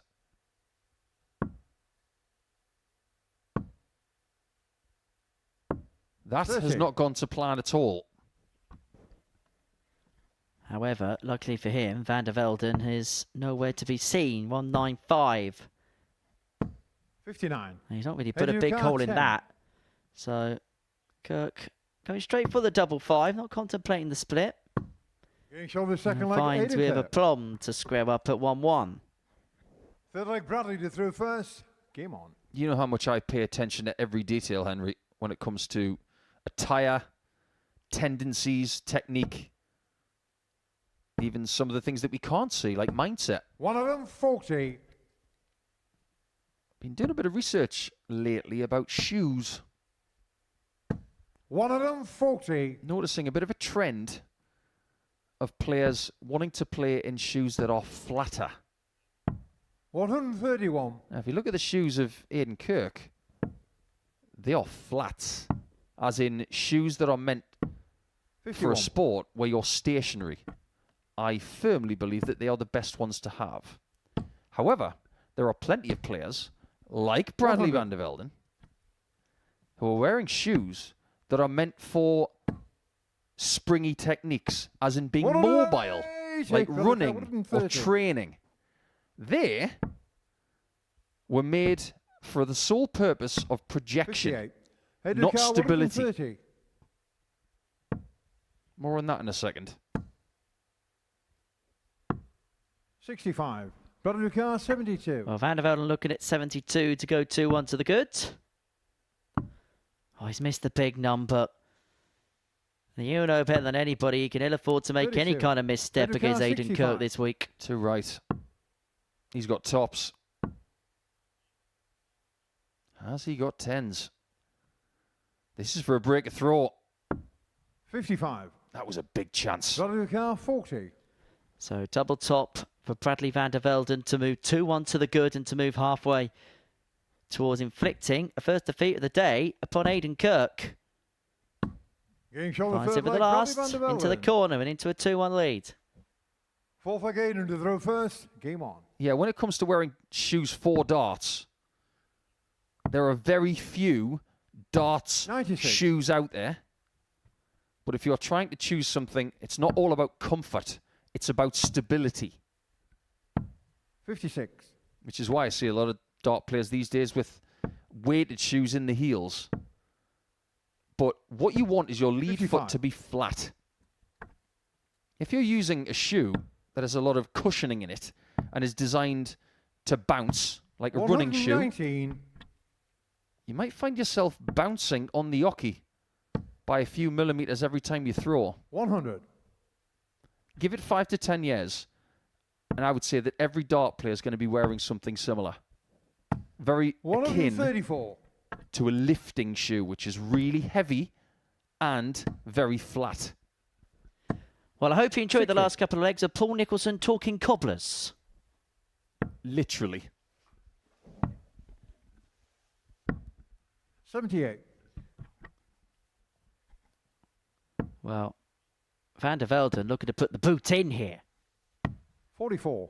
Bradley Car 114. And from here, he'll feel like he should convert this into a 3-1 lead. He's going to get a dart, a double to get it done in 3-1. He should have, but for the 74. Second time, he's missed a big number. 46.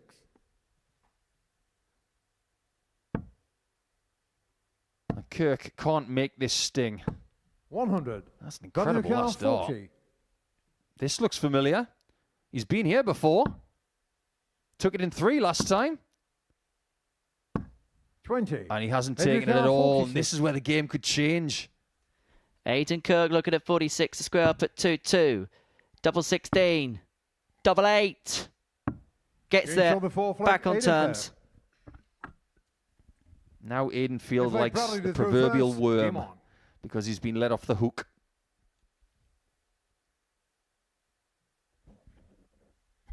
Well, what bite has Wolfpack still got? 57. Not a line I ever thought I'd hear from you at the Modus Super Series, Henry. In fact, is there any sport on earth 100. Where you would hear that line?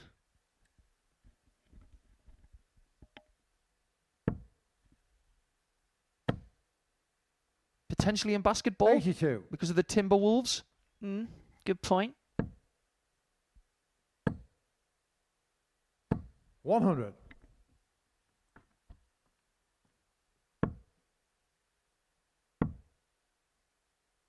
$92. Oh, that's an intelligent switch, isn't it? Look what he's left from 3-6-2. Now we can stay straight to leave the finish.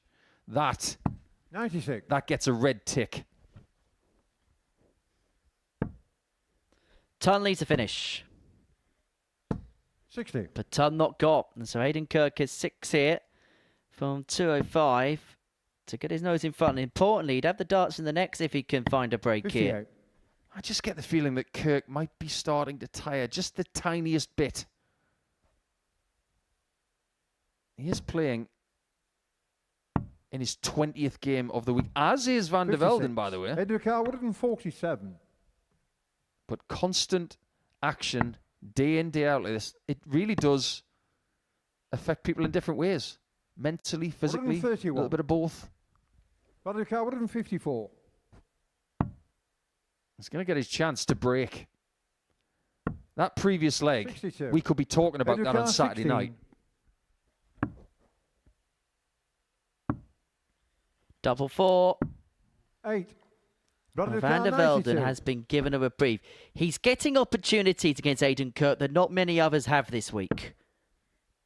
Just 10 at the outer ring is Aidan. But Bradley 74. cannot punish it to the Aidan Kirk fullest 8. of the extent that he would have wanted to. 12 darts at double with 2 hits for Kirk. Getting shot the It's fifth leg, improved. Aidan Kirk. Now, he should win this game Six from leg here, but Aidan to should is a through very first. strong word Game in on. sport. He didn't even take a breather at the end of that leg. 58. It's the biggest thing that's forgotten in amateur darts. Just take 3 seconds. 54. Just breathe. Just take a little time out. Paul Hinks is not telling you to throw within a time frame. Just take a little time 100. out. If this game is quick and you're out of breath, just take a time out. 95. To reference Darius Labanauskas' walk-on song, relax, take your time. And if you get things right, you'll find 125. infinity.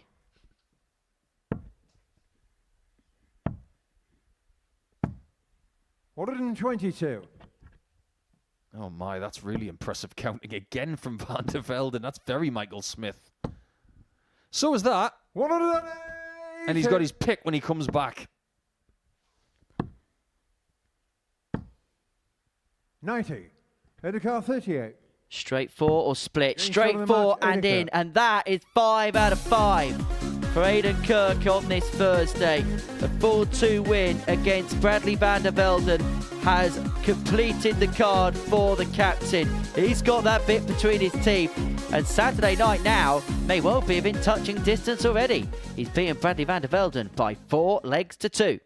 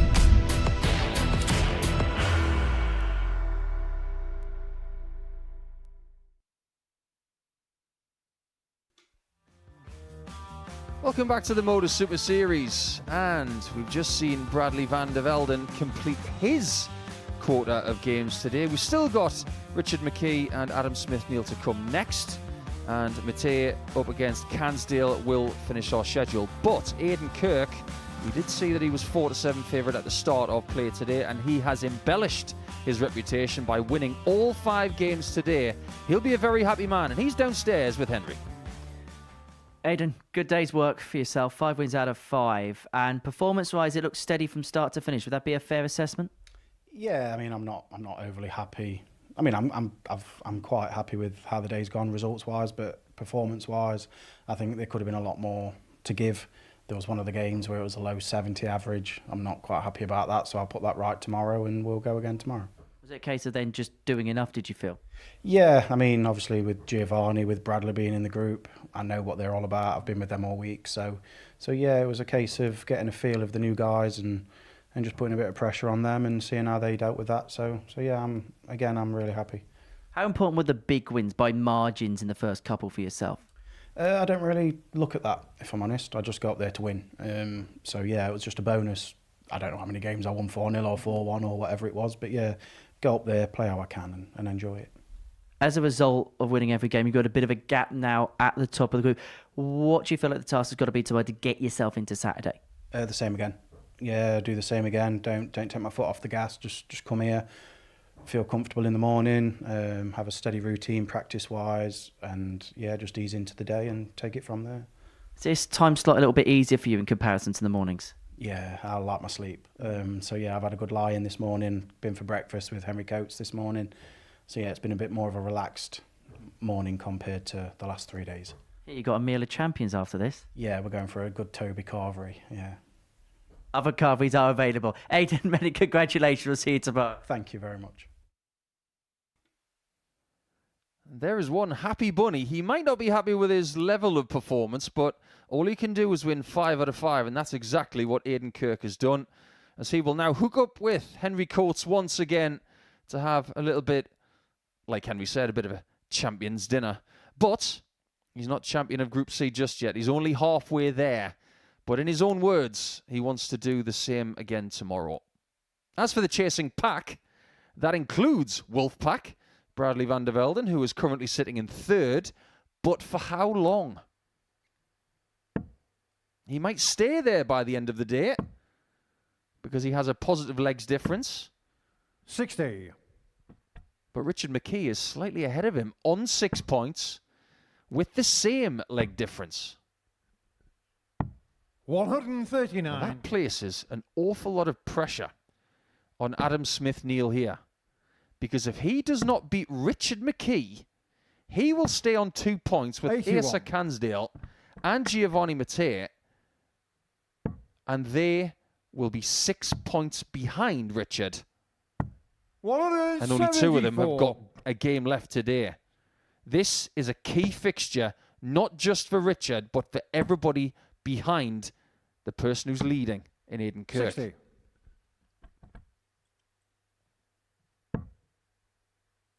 Been a very tidy start from Smith-Neale. 59. 174 off the back of a 139.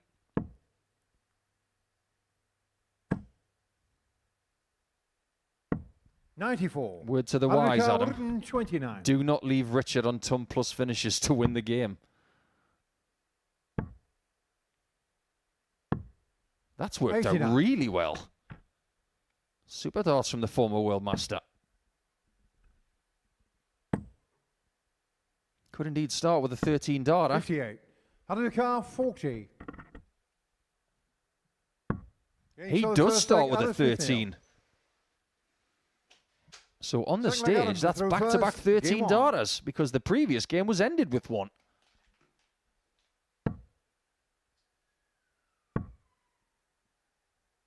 Third 85. game that Adam has used this setup.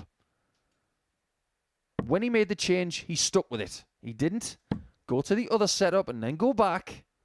100. It'll be interesting to see what happens for the rest of this game and what he starts with tomorrow from 1 o'clock on Pluto TV. 98. Seems to me like he's made his mind up. that this is what he's going to use from now on. But how much does that depend on this result? A lot. Performances admittedly have been better, but it is a results-based business. I suppose 41. it is appropriate on Eurovision weekend to bring up the phrase making your minds up, because somebody is hoping to be tasting Bucks Fizz with $5,000 in their pocket come Saturday night. 100. The winner takes it all, Nico. Got anything else to add to that? 96. Richard Carwood and 61. Better leg from Richard. 161 after 9. 97. That's gone well. But really, should he have been going for the bullseye? 97. Richard Carr, Somewhat 64. old school thinking from McKee.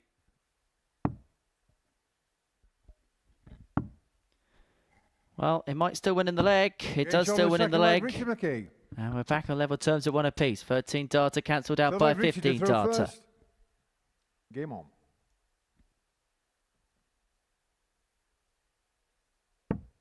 I didn't know you were a Eurovision fan, Henry.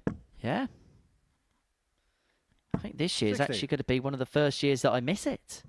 Because I'm here on Saturday night. Well, you'd rather be here on Saturday night, right? Yeah, yeah. We can play 57. the music on an after party afterwards, can't we? See you down Pop World with all the Nope. Eurovision tracks. Nope. That's not happening. 60.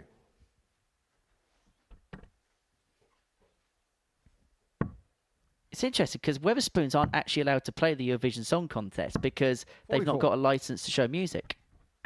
There's a fun fact for you. Thrilling.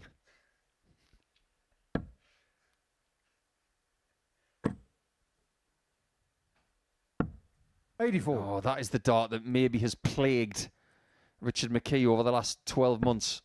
If you look at the way his fingers react to his 96. follow-through sometimes, because it is somewhat a reverse follow-through, he splays those fingers. And I'm not surprised that he's had elbow issues. 57. It's all about the tendons in the lower arm, and they send messages up the arm. And if your follow-through is not smooth, be prepared to get injured. It happens. 58. It happened to Jeffrey Desvaughn. Yeah, only just getting back out the other side. Good to see him back on tour. Saw him here at the Super Series. On right in a Group A, but never one on the 60. Saturday evening. You know, one of the most uncomplicated individuals in the world. He's about as chilled as a 95. Canadian ice cube. Play darts, play video games. That's life. 100. Haddon Carwood and 51. Big ask after a big start from the big dog. And after being 1-0 up, he might find himself 2-1 down 59. to the Richard Carr, person 80. that he's trying to catch. He's not going to overtake him today because McKee has got 6 points. ... 75. Haddon Carr, 92. Is there going to be a full stop on this leg? Double. 36. 60. Once, but not Richard Carr, twice. 5. That second dart has gone in at a very different angle. No score. Haddon Carr, Wow. 32. And that's missed the single one by over an inch. He was going for the middle of the one, and it's almost at the treble 18. Getting shot the third He's leg. been Adam duly Smith-Neale. punished by Smith-Neale, who breaks the throw of Ball fake McKee Adam to to lead throw by 2 first. legs to Game 1. on. Doesn't look overly enamoured, does he? Let me pose this question to you. When Phil Taylor was using this kind of setup to the nth degree 122. between 2007-ish up until his retirement in 2018, 100. how many times did you see him go double-double? Next to Nout. Not very much, right? Why? 94. Because those barrels are not conducive to double-doubling. They're conducive for accuracy in hitting one bed at a time. 140. So why would you do it? However, is there a contextual argument that the game then was different to now, where double doubling 85. wasn't as popular or perceived to be as popular a play as it is now? That's a fair point, but it was still part of the game. 57. And I think even now, if Taylor was doing stuff, if, say, he was 45 again, 49. I don't think he'd be going double-double for anything. If he had 72 left on a 1-2-9, he'd go 60-6. 140. And he usually hit it. 151. Unless he was playing his old adversary, Kevin Painter, to try and get in his grill. 59. Richie Ducar, 64. Another game up at 2-2. McKee looking at 64. Double 8. Getting show the fourth leg. Pick Richie that one McKee. out. That's a beautiful check out from Richie. Fifth leg, Richie The numbers won't reflect it, but it's been quietly a tidy contest. And the reason why the average has been dragged down to the point they are is because when a player is having an off leg, they're having an off leg. But when they've been on, they've been on. I think what Richard's done today has been sneaky in a good way. 96.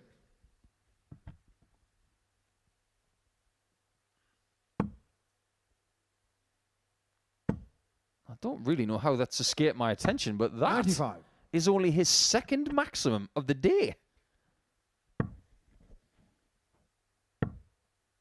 Oh, and now it's starting to get erratic. 29. When your arm and your mind starts to tire in this kind of format, if you haven't got familiar equipment, it becomes really difficult to stay 100. accurate.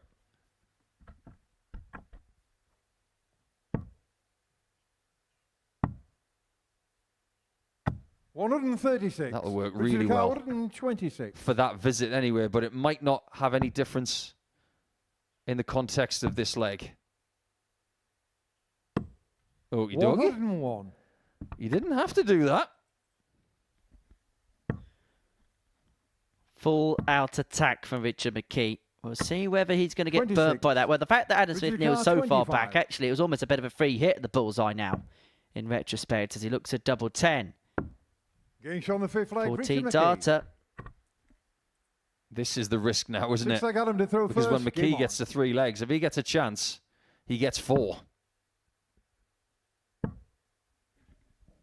A day which 60. started with such promise for Adam Smith-Neale after winning his first game. Turns out to be as good as it's got for him. Do you know how close things were after 3 rounds of play?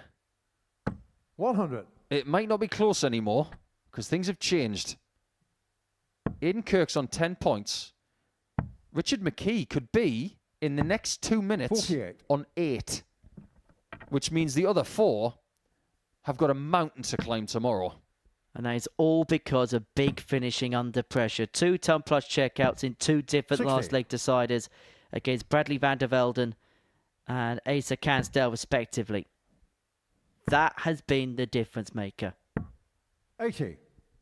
What's it Michael Van Gerwen says all the time?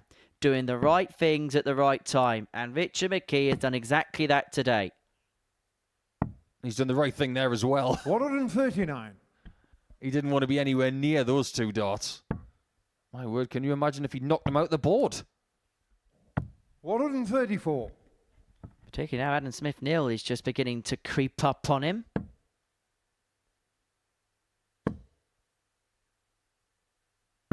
$58. How does a big dog creep? Well, it's a very common characteristic of a Doberman. To stalk 95. whatever you're Richie hunting. Ducar, 144. But he's running out of time. He's not going to do it with a 144. 78. It might Adam in fact Ducar, be a 84. game where he does win without a ton plus checkout. Or he might be forced to go to that well again. Getting shown the sixth Well, leg, these Adam two have Smith-Neale. made a habit of enforcing last leg deciders today. So the And final so leg, I Richie to suppose go it's in first. Game on. keeping with their respective Thursdays that we do go all 7 legs. 100. Now it's appropriate. We go the distance. And as soon as McKee starts this leg, His first thought is going to be, I'm going to win again 137. because I've already done it twice. Dart players love repetition. And if they're succeeding 91. in a repetitive sense, they believe they're going to do it again. And this is where the phase winning breeds winning, winning breeds winning comes into 136. play.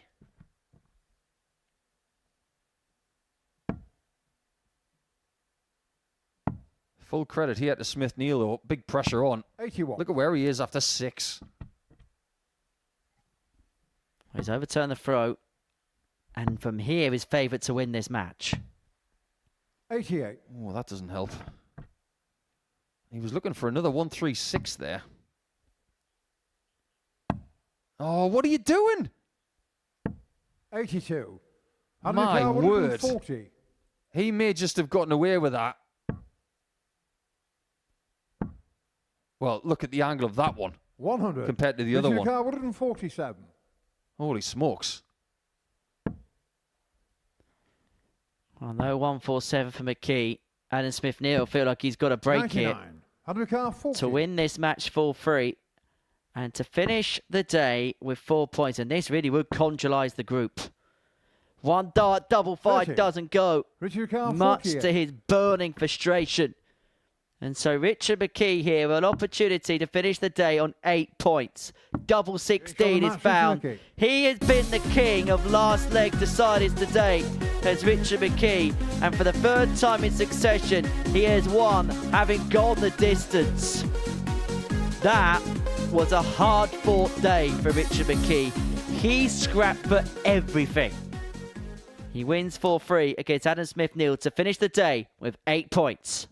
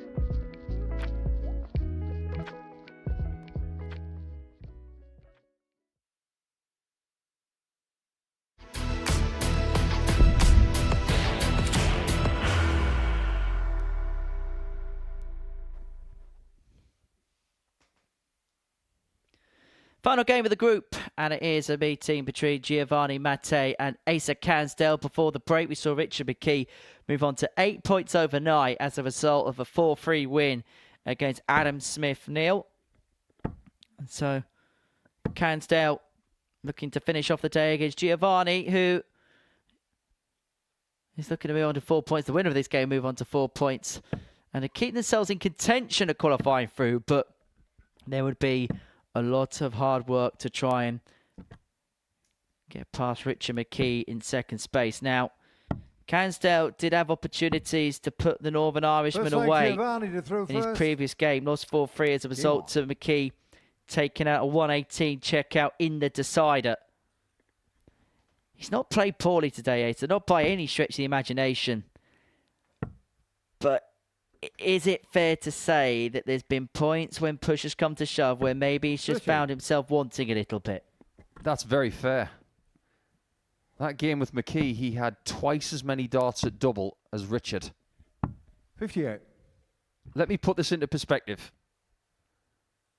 Asa had 14 darts at double in game 12 and lost 4-3. Richard McKee had 14 darts at double in his 81. last 2 matches and bagged 4 points. That is how you get the job done. 96. What Asa's learning right now is, I can't afford to keep missing. And if I keep missing in this game, I'm going to stay on 2 points. And I'm going to be leapfrogged by the guy I'm playing. 100. Yeah, looking to be a darting Aerosmith and not miss a thing. 82. That is genuinely their worst song.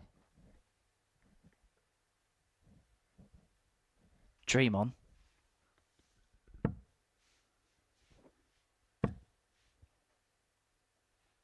100. I'm not sure this is the kind of fixture that Asa can get his teeth into with his pace. 57. He's going to have to be a little bit more measured here. Because as you can see, Giovanni is dictating the pace of this game. And it usually is the case from the slower of the 2 players, if that's the case. 40. It's all about Cansdale keeping his composure. On the basis of the way both players have played today, if he turns up like 60. he has done and Giovanni does, then he wins this contest. But as we know, it's not as cut and dry as that. 150 for Giovanni. Another one of them. Would give himself a poke at 36. Gets it. Double 18. Loves this double. 114. Had a bit nervy as a consequence, a bit of a pull. It was out of rhythm as well. He threw it so 41. fast. Giovanni O'Carr, Usually 36. when you draw that dart back a little quick, that's what happens. You lose height, you lose feel.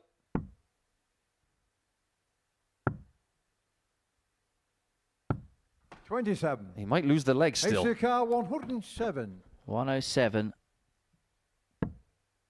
To bail him out. Double top. 87. Just Giovanni dragged O'Carr, low. 9. That was a good attempt. And nobody likes small finishes like this.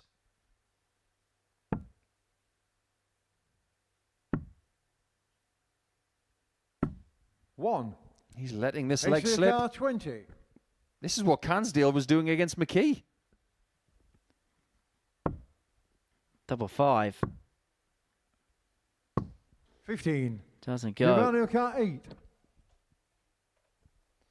Carries on missing doubles. Cansdale be kicking himself with a Lonsdale.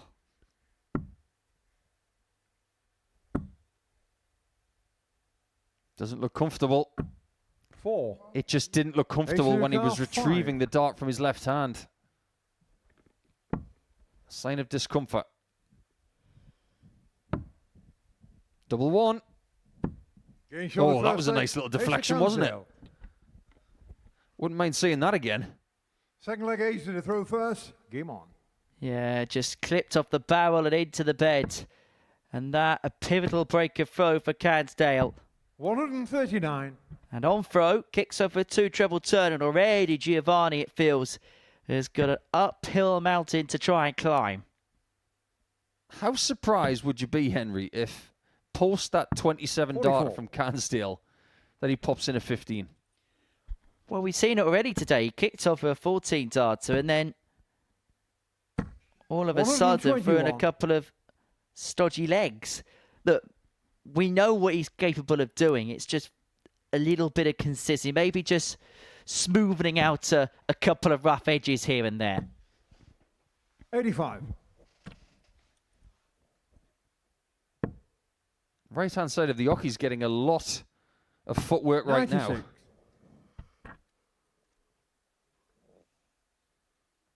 One, 4, 5 after 9. And if he does take that out in 2 visits, the prophecy will come to pass. 81. HCK 145. 2-0. And a chasm between the pair. 41.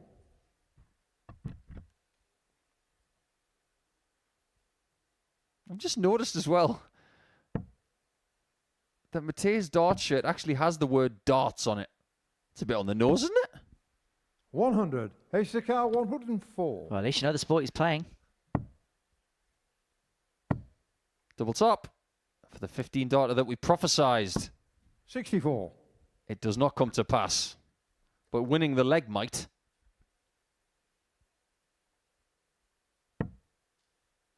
Although it does make a difference when players playing in golf polos. 60. HCK 40. When was the last time you turned up to work and you had the word work on it? Double 10. 20. Oh no. Giovanni Carr. That's not going to do his confidence any good. He's now 1 from 10 on the doubles. That would have been a catastrophe for Cansdale 116. if McKee had found that. 20. So double 10 to double the lead. Double the lead he does. Asa Cansdale. 2-0 to Asa Cansdale. Third leg, Giovanni to through first. Game It on. was 7 darts better than the previous leg. Yeah, still a bit smelly though. 41. I think both players are just beginning to feel a bit of ring rust here as the day comes to a close. Well, if you think about the fact that Cansdale's on debut and McKee is as well, but he's on day 4. 137. He should be used to playing his 5th game of the day by now. Whereas Cansdale, he doesn't mind playing 4, 5, 60. 6 games in a vault night over in Colchester. But those games might last only 2 legs. 85. This is a lot more mentally taxing, especially when there are eyes on the product and there are lights shining right at you. And the other thing as well is he's probably this morning had a lot of messages from family, from friends, wish them luck, knowing that they're going to be tuning in. 43. And if you're not used to that, that's a different pressure altogether. It is. I was talking about this recently with Kevin Dutz. When he won a Players' Championship, 100. what he's going to have to get used to when he comes to the venue the next day is everybody congratulating him. And he handled it brilliantly. Although he did lose in the first round the next day. 140. But, you know, some people went up to him and said, "Well done, champ." His response was, "Can you say that again?" 125. I kind of like that. Yeah, he didn't have a bad week last week. No, and it looks like we're going to be seeing him at the World Match 60. Play for the first time HCK come July. 54. And knowing how good he is on a big stage, he's going to cause some problems for whoever draws in first round of the Winter Gardens. That's a missed big number, which means only one at double top. Getting He shown the only third needed the leg, one Asa anyway, Cansdale. and that a bit more productive. But it's getting better Fourth leg, Asa to by through 5 first. darts a leg. 20 in the previous, 15 there, 3-0, and with the darts to win it. Game on. Let's put this into some sort of perspective. If Cansdale can beat McKee, 100. particularly by a distance, his second game tomorrow is against Richard McKee. He can't affect what McKee does against Adam Smith-Neale in 60. game 2 tomorrow afternoon. That is out of his hands. But if he can get off to a good start, post winning this game, and beat Richard, 85. he's so in this mix. He's so in it. He's still in a position where he affects his own destiny. If it doesn't work that way, 41. it's out of his hands.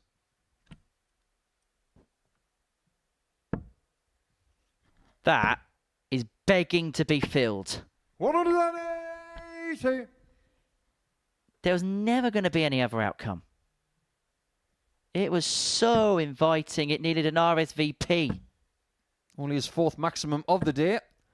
And there's another one for Matej. 180. He's got 136. He might need another one if this isn't plugged. Can he leave himself on a double? 60. There's the answer. Only needed the one dart to win the previous leg at a double, and he may only get one dart when he comes back. What pressure can Giovanni provide? 100. Well, he finds a Ace of ton. cards, 76. So this should be the closer to the afternoon session. 2 darts at double 8 for Ace of Cansdale. To get the better of Giovanni Matej by 4 legs to nil. It's double 4. It's He's on the there. map. It's a Ace of 4-0 Cansdale. success. And that is 4 points for Ace of Cansdale overnight. It may feel as if there might have been 1 or 2 games that were left by the wayside. But it was a rather productive first day for the young Essex player. And if he can kick on day 2, who's to say he can't qualify for Saturday night's final? He beat Giovanni Matej 4-0 in our final game of the afternoon session. A session where we saw Aidan Kirk win all 5 matches.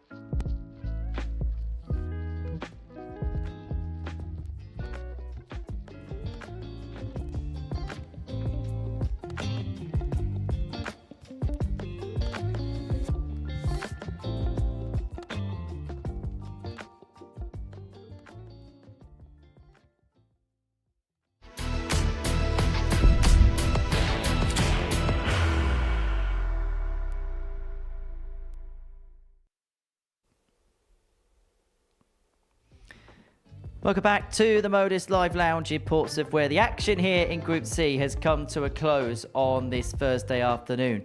Before the break, we saw Asa Cansdale get the better of Giovanni Mattei by 4-0, but it's a group which has been topped by Aidan Kirk overnight. He won all 5 of his games on Thursday and in a very good position to progress through 6 clear of Bradley van der Velden in 3rd. Richard McKee won 4 from 5, including 2 ton-plus checkouts to win 2 last leg deciders. So that's the lay of the land as far as Group C is concerned. We've been watching all the action on this Thursday afternoon in the company of the asset Paul Nicholson, who joins us here in the studio now. And as far as the day is concerned, I suppose it kind of went to the script to a certain extent. The bookies had Aidan Kirk off as a 4-7 favourite to go and win this group, and he was emphatic on day one, wasn't he? Yeah, he was emphatic in the points table, but in his own words, he didn't play as well as he wanted to. Does that give you some sort of indication as to how much better he is than the people he was up against today? Because his B game at times was still good enough to beat them, and they didn't take him out. Not many people had the chance. So I don't think anything's going to get in Aidan's way tomorrow. He looked fresh after game 5. He was just doing the right things at the right times.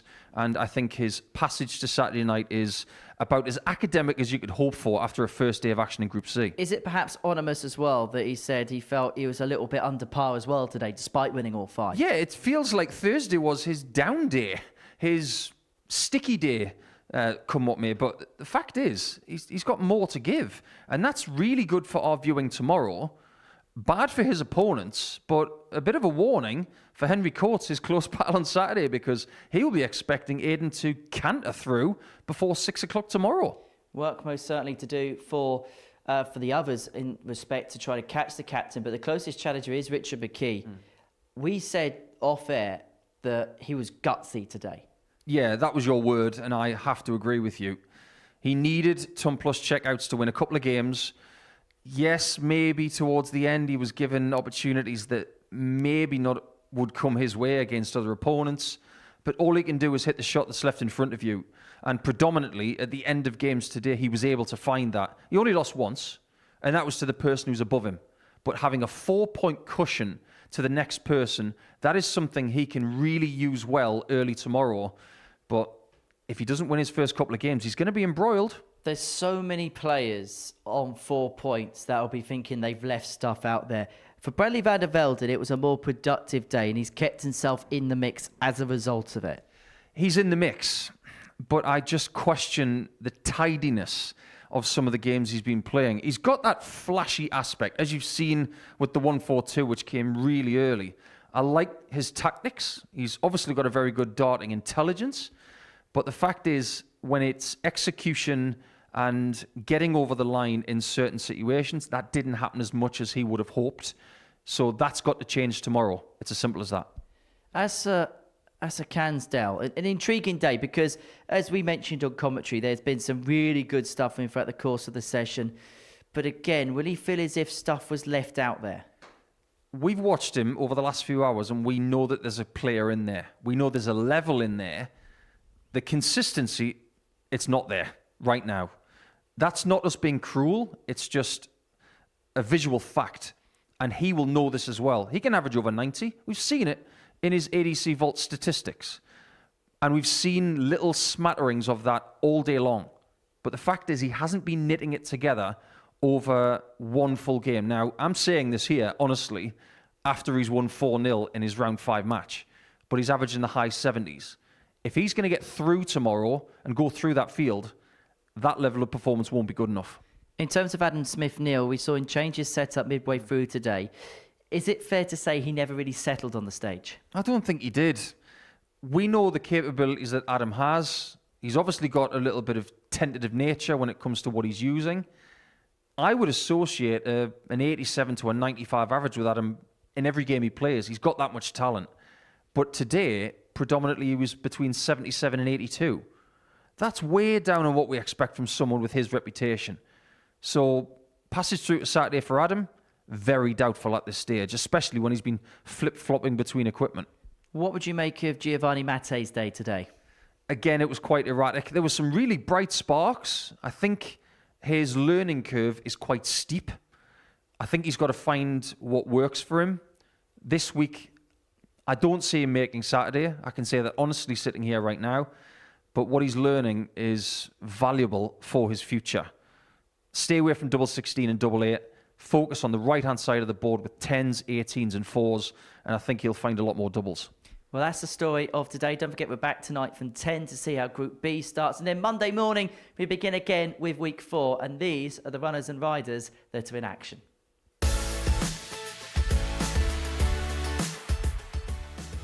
Story of the round. Oh, this would be so ironic. Game Oh, shot my for the words. yellow club. Where has he plucked that from? Oh, he's already had one ton plus checkout. And he's going to win it with another stunner. It's Archie Self. Archie Self. He's so proud of himself.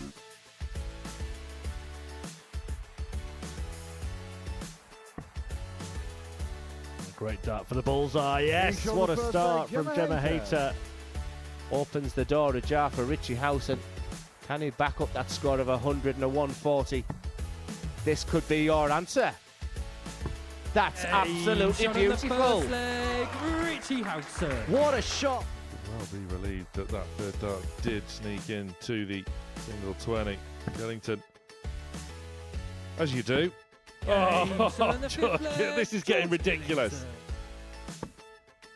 He could have. He could have. Oh, he has. And What the a man, shot. Willie Baller.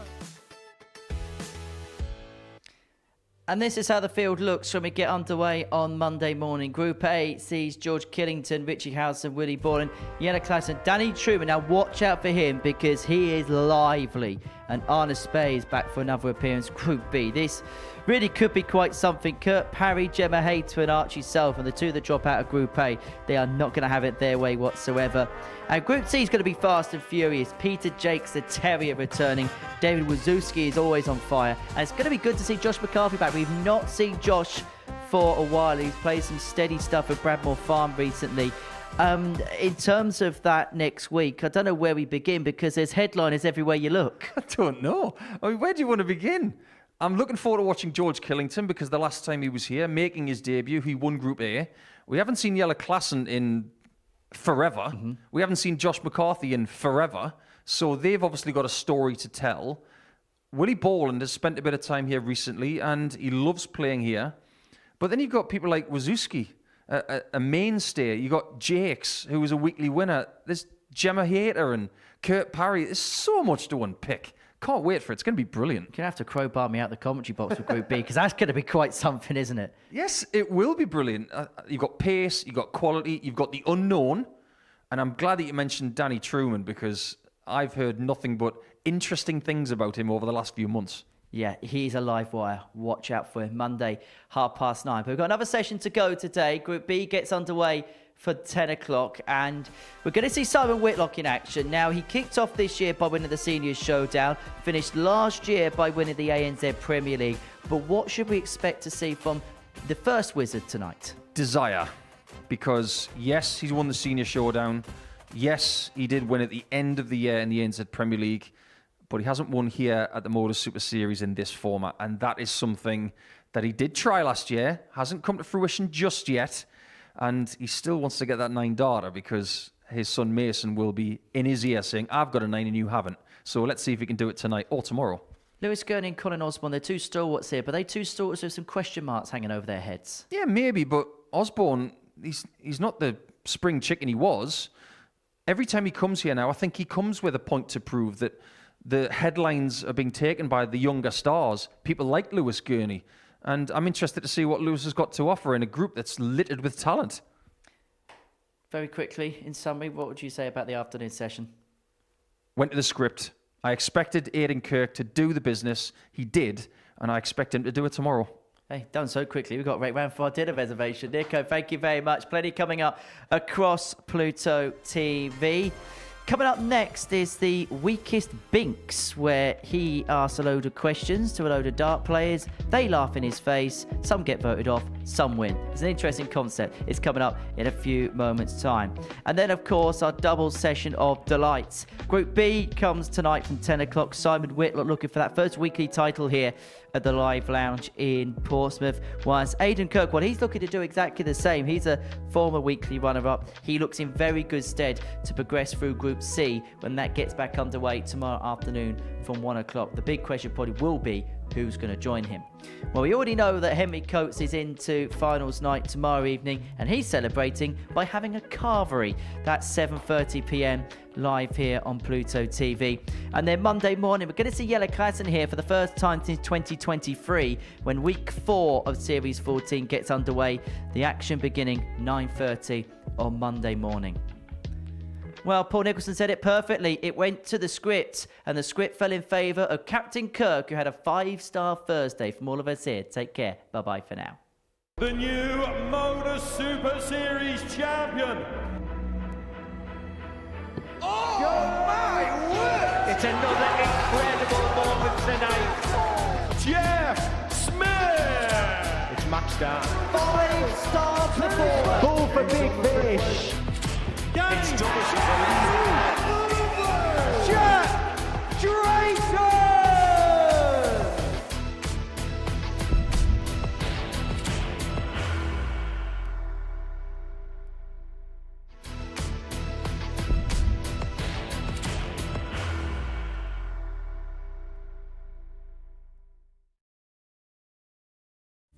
He will be disappointed with that. He wanted to have Graham one dart. requires 20.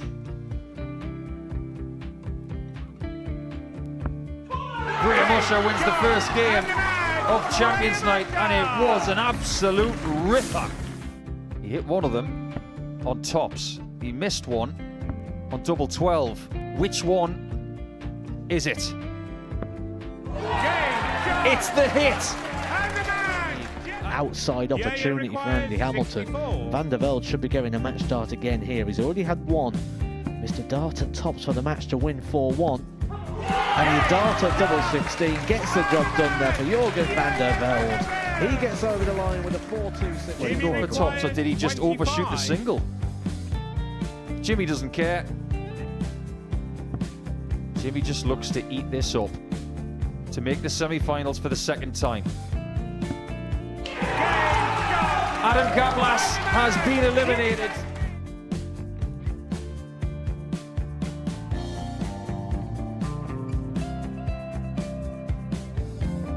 Keep us guessing.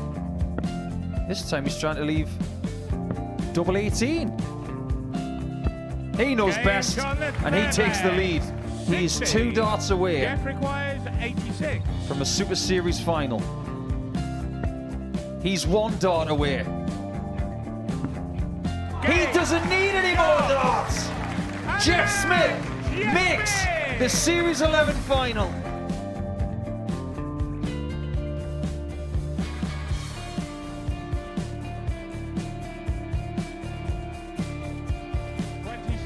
Is Usher losing his cool a little bit here?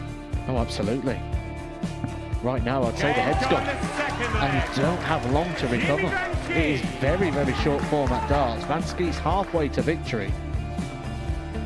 He only needs one more. Jimmy Vansky is yet again into a Modus Super Series final.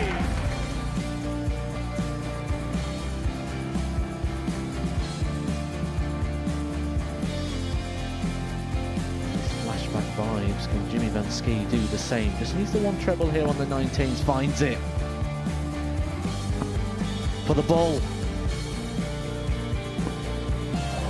101. Oh, unlucky.